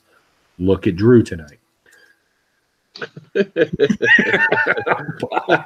It's hard not to be emotional when everyone around you is wrong, Joseph. It's hard. No, I'm talking about the last comic book you went off about. We all agreed with you on that, and you still lost your mind. But anyway, I digress. So ratings, my friend. You had 4 screenwriters on this, and you could tell where they were pulling their influences from. You know, Top Gun's a heavy influence in this movie. Flight of the Navigator, I would say, is a heavily influenced in this. A lot of reference to that. MacGyver. I do love Goose the Larkin, I think is what they call it. I don't want to call it a cat. Yes, Talos as the villain in it. That was great. Or not really a villain, but a trickster. He was witty. It was funny. He brought levity where levity kind of needed to happen. I thought that was a great character. But then again, these long dialogue moments that would just kind of just interrupt a scene, you could tell, because it happened 4 times in different parts of the movie, you could tell that was just one of the screenwriters interjecting their own thing in there. I thought there was too much of that. And honestly, the whole, okay, we're going to go take you halfway through the movie, and then, ta-da, it's opposite day, and we're going to take it through. I wasn't even mad about that. It kind of made, I kind of get where they were going with it. But did it play off very well? Again, when 4 people try to tell you the same story, it's just not going to be very conducive. Now, do I find this important to Endgame? No. Whoever said that this is a key Marvel movie for Endgame, no. You pretty much got the concept of Captain Marvel being objectively the most powerful Avenger. You got that from the trailers. So no, I don't see that overly important going into the next one. Even in the after credits, yeah, we already know they're going to meet. We already saw that. But is it a good movie to go take your family to, sit down, have some popcorn, maybe sit at a cinema cafe, drink a couple of beers, and have some fun with? Yeah, it was okay. I was going to grab a couple things. I'll show them to you later. Well, yeah. You're done? We had more to say? No. It. I don't know if you can see him. You can't really see him very well. So every time I go to the movie theater, I would buy like the special limited edition tins and cups, and I got all 3 cups and the metal tin for Captain Marvel. Now I had a lot of reservations coming into this movie, and I could all because of what Brie Larson was saying and watching a lot of YouTube videos saying, "Oh my God, she hates white men, she hates it, blah blah blah." Yeah, she may. Hey, I'm talking. You could. I'll get there. Relax. I'll get there. And it's same thing with a lot of comic books. I read a lot of books with the writers. I don't necessarily agree with their political side of it. Sometimes they throw a little politics in there. Sometimes they don't. Brie Larson kind of throwing some of her personal social politics into stuff that she's talking about during stuff. Maybe taken out of context, but I'm really glad I actually went and watched this movie. I was like, oh my God, am I going to be all men are bad? That's what I was figuring I was going into this, but it really wasn't that bad of a movie. I mean, there were a couple of scenes where, the whole thing is about being a strong woman, about if you're falling down, get back up. Don't necessarily listen to what the men are telling you. You're going too fast. You're not going to make it. You're not going to do this, And I think that's fine. That's part of a crucial part of the movie, I think. I don't think it was this man-hating movie like everybody says it was. People are saying, Brie Larson said that this is not meant for white men. Well, yeah, I can see where she's talking about. She's saying that, this is kind of meant for empowering women. I got that. That white men don't necessarily need to judge it based on that. Whatever. I don't care. I thought it was a good movie. Bree's politics aside, I thought it was better than Wonder Woman. It did have some flaws to it. And I thought, now, Bree's acting was a little wooden, but that kind of goes with what Joe was saying with her character about how she's told to suppress her emotions. Maybe that's how she's supposed to be. Maybe that's how she's portraying that. But she seemed a little wooden in some parts. Like in all the trailers, like never showed her smile, and that's what everybody was saying. Oh, she doesn't smile. She doesn't do this. She smiled quite a bit of times throughout the whole movie. It wasn't that big a deal. I don't think it was that big a deal. And the other gripe is, Nick Fury does not sing, "Oh, wait a minute, Mr. Postman," or whatever song he was singing at the end of that movie when he's doing the dishes with Captain Marvel. Yeah, he Remember would. that? No, he wouldn't. Fury wouldn't do that. He listens to jazz and jokes around as he's bleeding out. That's not the brooding Fury that we know now. I want a little more brooding Fury. Maybe he's younger and not jaded. Yes, he's younger. He's not jaded. Come on, man. He just met aliens. He's fucking riding high. What? He's singing with this. I don't like how he lost his eye. I think that's lame. It should have been something. That should have been something a little better. But overall, is it a top Marvel movie for me? No, it's not. It's not anywhere near like the top 5. But it's up there. I mean, it's definitely better than Thor 1 and 2, as far as I'm concerned. And the few other movies that are here in that Marvel spectrum, but not the top one. But it was still a good movie. I'll still buy it. Now, where do you rank it Marvel movie wise? You don't have to tell me. You don't have to tell me what number you rank it, but like, what is a movie that it's better than, and then what is a movie that it's not quite as good as? That's better as Thor Ragnarok. Not as good as Thor Ragnarok. Oh well, no, Civil War. That's a top 5. Yeah. But you talking about like right around it? Where would be the one right below it? What would be the one right below it and the one right above it? Oh my god, dude, you're putting me on the spot there. That's kind of a tough question, but like you because that would tell me what tier you put it on. You know what I mean? Like I honestly I look at it like it was better than Doctor Strange. Mm-hmm. It was better than Ant-Man and the Wasp. I'll give you Ant-Man and the Wasp. Yeah, it was. Yeah, I'll give you that one too. I think it might have been better than Ant-Man. I don't think that. I like Ant-Man pretty good. I think it's on par with Ant-Man, and I think that it's not as good as like Guardians 2. So like that's where I have it. It's like smack dab in the middle for me, man. This is like head and shoulders above Black Panther, whose third act was basically CGI Black Panther kicks CGI Black Panther in the head over and over and over again. It's all blurry and you can't see what the fuck's going on because it's terrible CG. Whereas, this had a really nice third act where it was kind of like the space battle, the trench battle, where Maria Rambeau was piloting the aircraft, mixed with Captain Marvel blowing up all the Kree in space and destroying their warheads. It was a really great. I had a problem with that. Again, you had this big existential threat that's coming, and I've been critical about this before. You built all this time that Rowan is this guy who comes and demolishes world. He's feared. It's scary, and it's taken care of like that. I thought that was kind of lazy. Like I'll be honest with you. Rowan played such a big part in Guardians of the Galaxy, and he literally got spooked because and I said objectively, spooked? Yeah, he did. He's like, "Let's go." No, he left. Strategically retreated is not spooked. That wasn't all right. When you strategically retreat, it means that you're going to come back. They are coming back. They're not. He was coming back. Drive, no, the girl that they say it. He says, "I'm coming back for her." He's coming back for her. He's not alive anymore. Prepare and come back for her. That's a tactical retreat. He's not alive anymore. Did you not watch Gardens? He's not there anymore. This is in the present, whereas this is in the past. He never came back. There was no tactical retreat. Therefore, it's just a retreat. Have to come back to Earth for her. She left Earth. Maybe the next Captain Marvel movie, she fights against Ronan. I don't know. That's pretty well set up.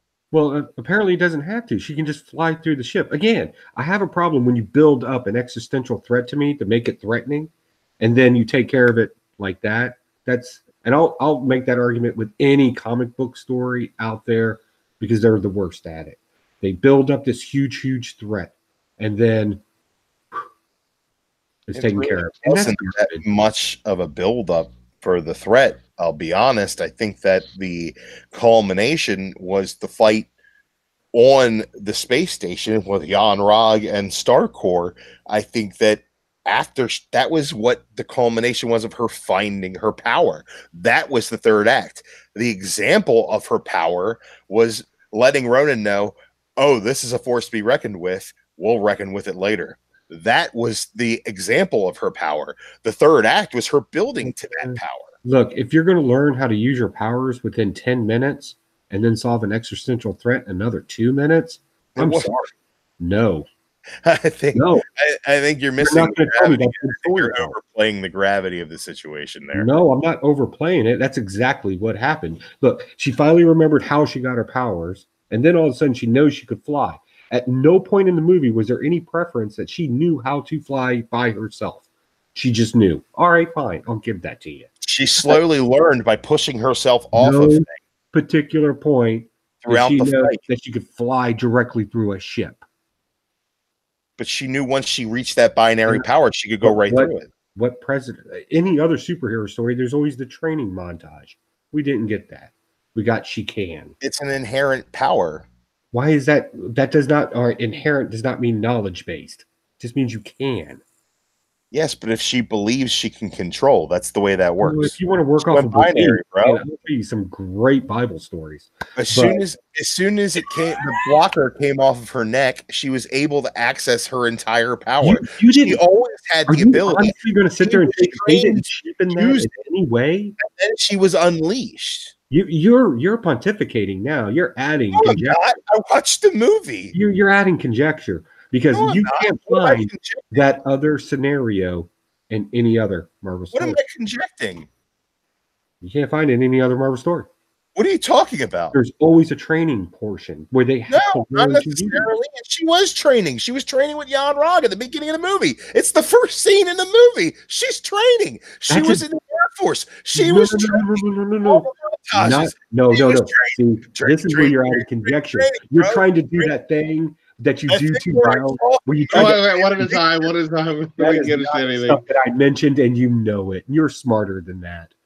I think you're smarter than that. You realize you're wrong, bro. But okay, you have that one. You have that one. My wife made a point. We were talking about the movie as we're leaving the theater. Again, go back to talk about having to control emotion. And that was them suppressing her, essentially saying that if we don't control her emotions, she's going to become powerful.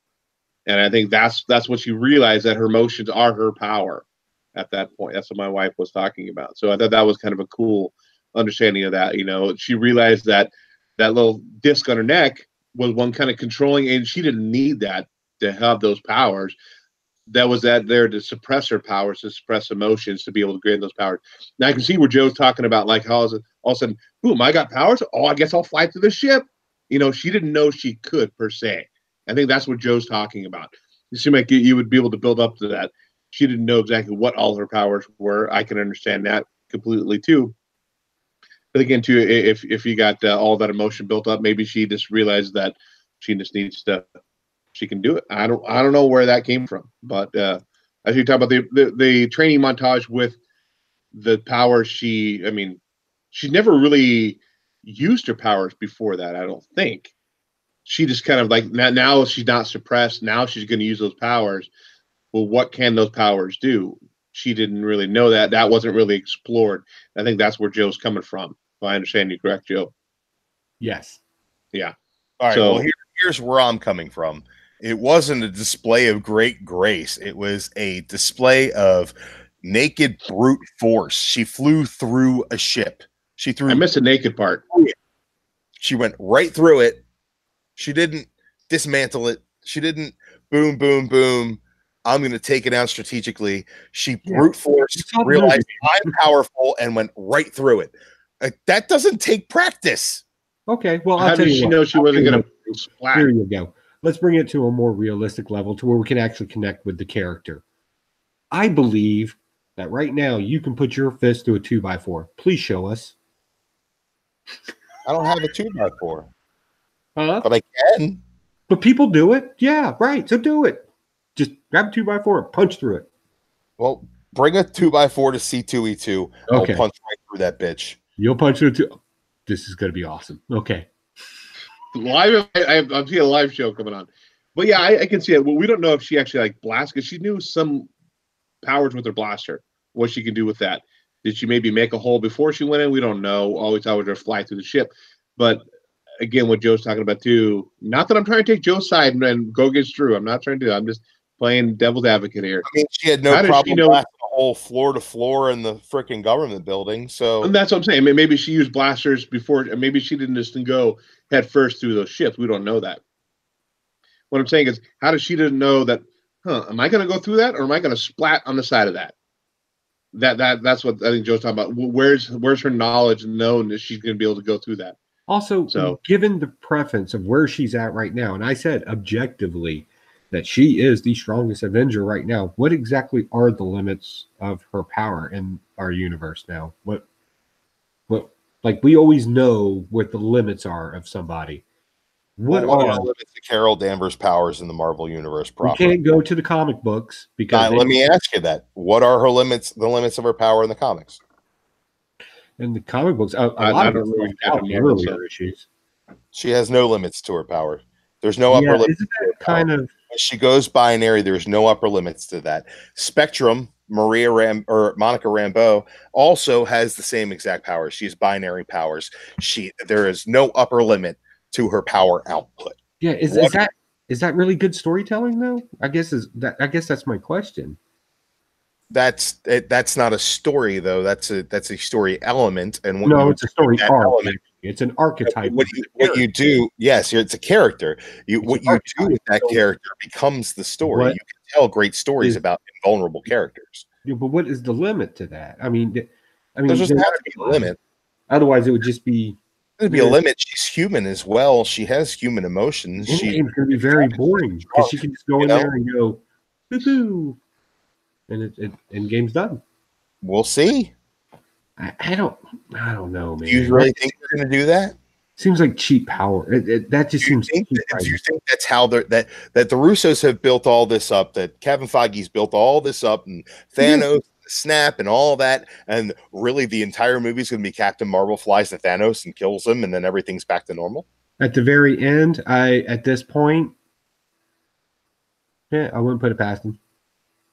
Well, you said hope and faith earlier about Batman, and that's the dumbest thing I've ever heard. But I have hope and faith that the Avengers. That's just equally dumb if you mimic me with it. I mean, seriously, nobody asked you to question anybody's intelligence here. I mean, I have a little faith and hope that Batman will somehow become a good story again. My faith and hope is not relying on an individual where they can't decide on one of four people to finish a coherent movie and then turn around. Hold on. That's not why there's people credits to that. Endgame is going to turn into some kind of great homage when the truth is, and this is what scares me, is that they already had 3 people on the Endgame.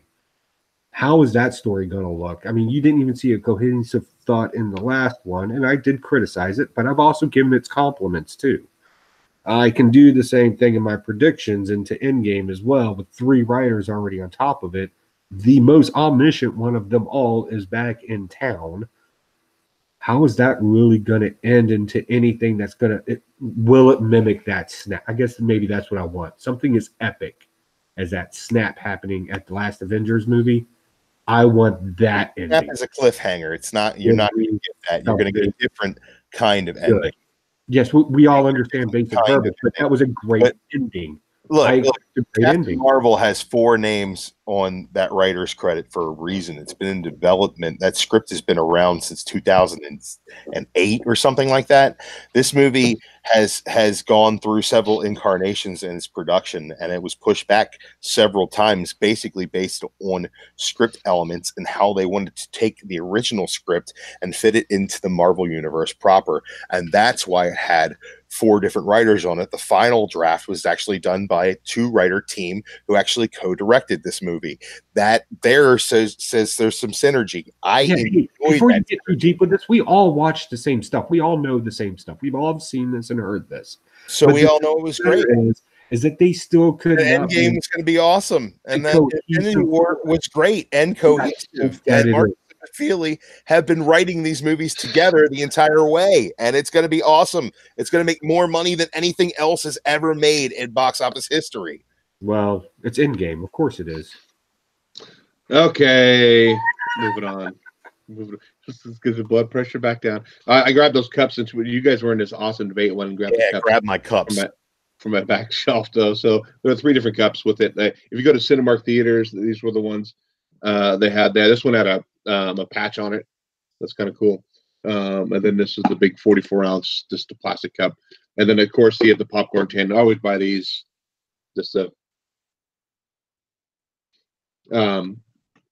Yep. So let's go ahead and take a look real quick before we jump out of here.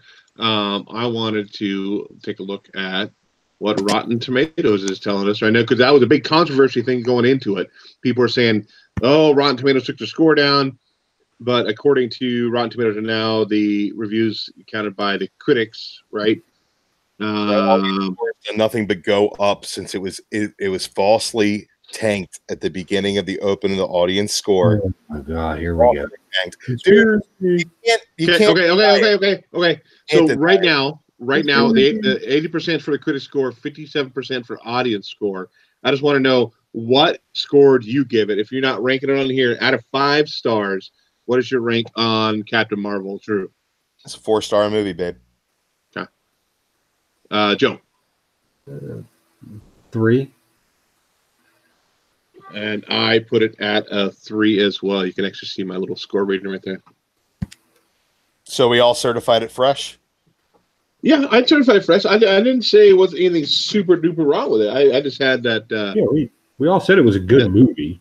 Yeah, we all said it was a good movie. I just think that there's a whole lot of controversy up, a whole lot of nothing, and a whole lot of basement virgins are having a whole lot of problems with Brie Larson saying that she wants people of color and women to review her movie so that it gets more people of color and women to see her movie. The fucking white comic book nerds are going anyway, bro. If you said that's not what she said. Anyway, what she said was she doesn't care what 40-year-old white men have to say. And this is where Brie Larson did kind of mess up, because Marvel's major demographic are white males between the ages of 35 and 45. That's not smart. Not the Marvel movies, though, man. Yes, that is their entire demographic. No, for Marvel Comics. You can actually go to their website. Marvel movies run the gamut, man. You're talking about 8 girls to 99. You can actually go to their website. You can actually see their marketing demographics through Diamond too, as well. That is a objective fact. Okay, Diamond measures comic book demographics. Yes, they do, because they sell a product. Anybody that sells a product just studies marketing demographics. Right, but that's not the MCU, man. It's not the MCU. Color charts. It makes it okay. That we all agree is a good movie. Like I said, I had my doubts going in. All I can say is, don't listen to all the YouTube channels. Listen to all that crap. Make your decision on your own. That goes with anything really in life. I tell my scouts that, tell my kids that. Don't make a decision based on what the group says the decision should be or why you should feel about it. Go see it on your own. Get your own opinion about it. Like I said, if I would listen to every single YouTube channel or every single thing talking about what Rotten Tomatoes was doing, everything was, the Comicsgate side doing it, I wouldn't have seen the movie. I'm glad I went and saw the movie. I thought it was good. I didn't think it was great. It was a good movie, and I'm glad I went and saw it. Did I need to see it? Like Joe said, did it fit in with the rest of Marvel continuity? Did you need to see it to understand what's going on in Endgame? No, you didn't need to see that. Oh, here we go. Somebody's saying I'm preaching. So he's telling you to preach. He agrees with you. Okay, good. Because I do have if I listen to a lot of those people, I have kind of the same view on a lot of those things. But again, I'm not going to listen to the masses. I'm going to make that decision on my own. Were there a couple times in that movie that made me roll my eyes? Yeah, definitely. Oh, God, here we go. But it wasn't horrible. It wasn't bad. I don't think it was as bad as everybody said it was, going into it. And most of the people were just basing off what Brie Larson was saying. Now, like you said, did she make it for the 40-year-old white guys? No, I'm not in that demographic. That doesn't mean that she didn't want the 40-year-old white guys to see it. She just didn't want to hear the whining, complaining about it. I get that. I totally get that. So It is. I mean, you can't. The only thing I say about that, you can't force somebody to go see it. If a certain demographic doesn't want to see it, they don't want to see it. Say it's all about a guy movie. You can't force girls to go see it. I mean, if they don't want to see it, they don't want to see it, and that's what it is. You know, that's the problem with a lot of stuff nowadays is they just don't want to do it. And they say, "Well, there's not a representation there." Well, they don't want to see it. They don't want to do it. We can't force somebody to go see it if they don't want to. So that's just my feel on the whole thing. It was a good movie. I'll buy it on Blu-ray. I'll watch it again, probably a couple times at home. Other than that, it was great. Any other last minute things to know? One last word on Captain Marvel.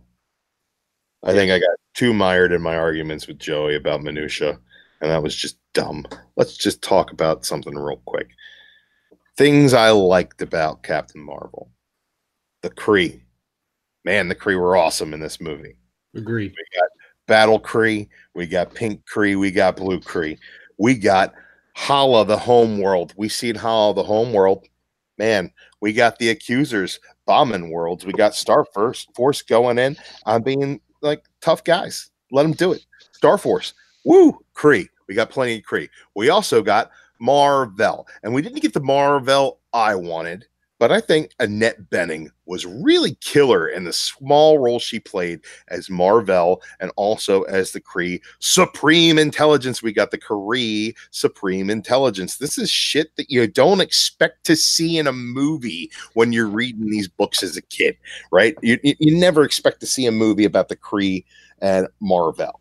I think that the fact that Marvel was a sleeper cell on Earth doing experiments for the Kree for a long time in the past lets us know that there's a history of Kree experiments on Earth. That's awesome. Let's explore that.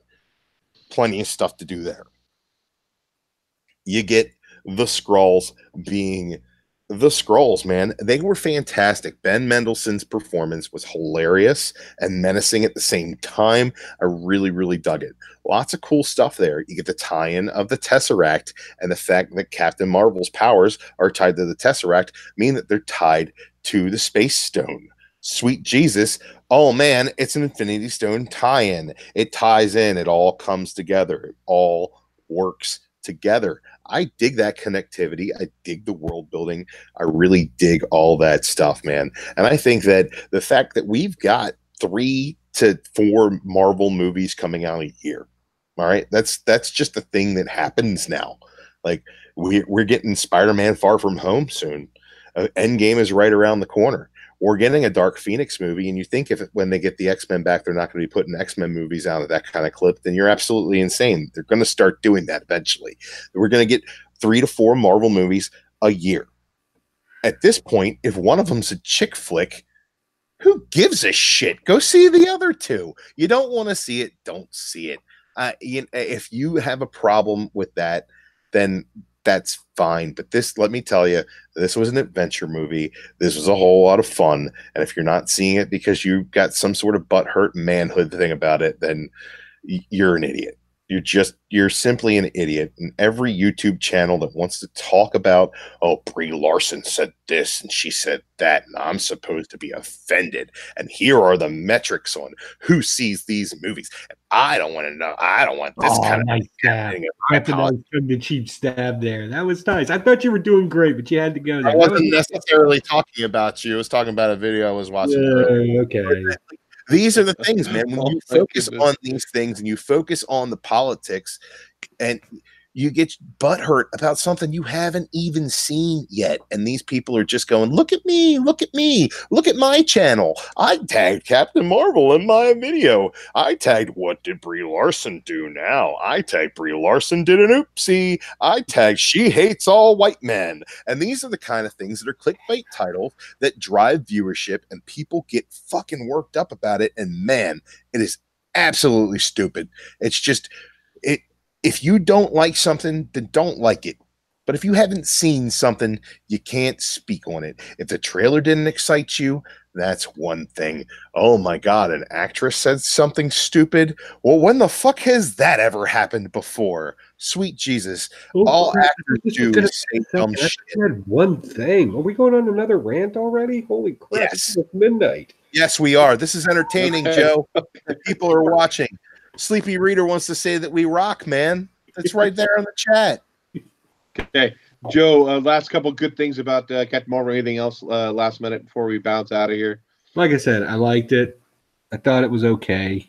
I'm not getting all hyped up about it. To be honest with you, I don't care what any star has. I don't care about their opinions to begin with because they're so out of touch of reality that it's not even worth my time, energy, or efforts. I don't like the fact that some people think that it's okay to alienate their target demographic, but whatever, man. If that's your thing, let's be honest. True hardcore collectors, hardcore nerds, people in the culture are going to see it regardless of what somebody says. And we're all going to watch Endgame together, and we'll be right back on here, probably pontificating upon that as well. So, yeah, was it a bad movie? No. It was okay. I didn't find it terribly relevant, but it was a good movie. And I could see where some people would see the movie as empowering. And congratulations for you. I know when I was a young kid, Rambo was empowering for me. So, yeah, definitely. Whatever motivates you. One last couple things I want to say about it. I almost got a little tingly when the Marvel banner came popping up. He usually has the Marvel characters as all Stan Lee. That was really cool. I like that little tribute to Stan Lee at the beginning of that. That was awesome. And I'd like the little clip of Stan Lee on the train when Captain Marvel folds down a paper and Stan Lee smiling back. And Did she you just see kind of what he was smiles. reading? What's that? Did you see what he was reading? Oh, I saw something. I don't remember what it said. He was reading his lines from Mallrats. Oh, was he really? From Mallrats. Oh, that's what you're saying out loud. Oh, okay. So, do we have any shout-outs or anything else beside not going beyond Captain Marvel? Shout-outs for you guys. Real quick, C2E2 is coming up. A lot of great stuff. Can't wait to get with everybody down there. Who knows? Maybe me and Drew will get into a little bit of an over-exaggerated construct of something, I'm sure. Oh, and I'm sure Chad's going to have a field day. Chad's going to freak out. It's going to be awesome. Also, me and Spectacular Spider Grandpa are having an auction. We put the it in the chat room a few times. If you guys want to go check it out, it's an online thing where we put comic books on it every now and then. It goes on to the 26th, so you got plenty of time to check that out. Guys, check out the comic books and know that even if you're new to this channel, it's nothing but love here. We can respectfully disagree with each other and still have a good time. So I don't want to freak anybody out, but I will kill a man for Drew. Like, no kidding. Honeyman's over. I'm giving to Chicago. We're trying to get some things done.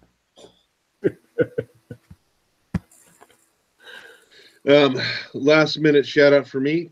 Dang it, I forgot to set the thing. I will get a video out tomorrow with the winner for February. I forgot to set that up again tonight. I was sick most of the week. Didn't even get the podcast edited, even though it was a short podcast. I could have got it edited, knocked out, and quickly done. But that'll be up tomorrow. I may actually end up breaking our show. Audio gold. What's that? I wasn't there, so there was no audio gold. No, there was just edit too much either. Yeah, it was just Paul, Joe, myself, and Mike. I think last week that's all it was. So I'm really behind on everything, trying to get that knocked out of there. I'm going to be doing the video tomorrow on the channel talking about the books coming out this week. Maybe some variant coverage you want to look for. Also, I'm not sure what day I'm going to do it on. I'm going to be selling some more books on the channel. This is just pretty quick, not like an auction really.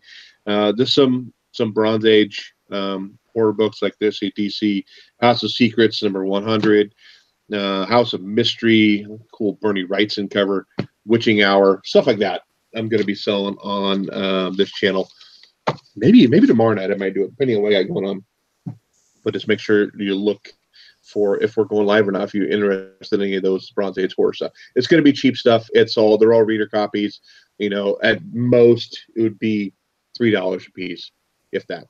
So Comic Mix Explained wants those. Come by tomorrow. I'll show you all I got, and you can kind of check and see if, what you want out of there.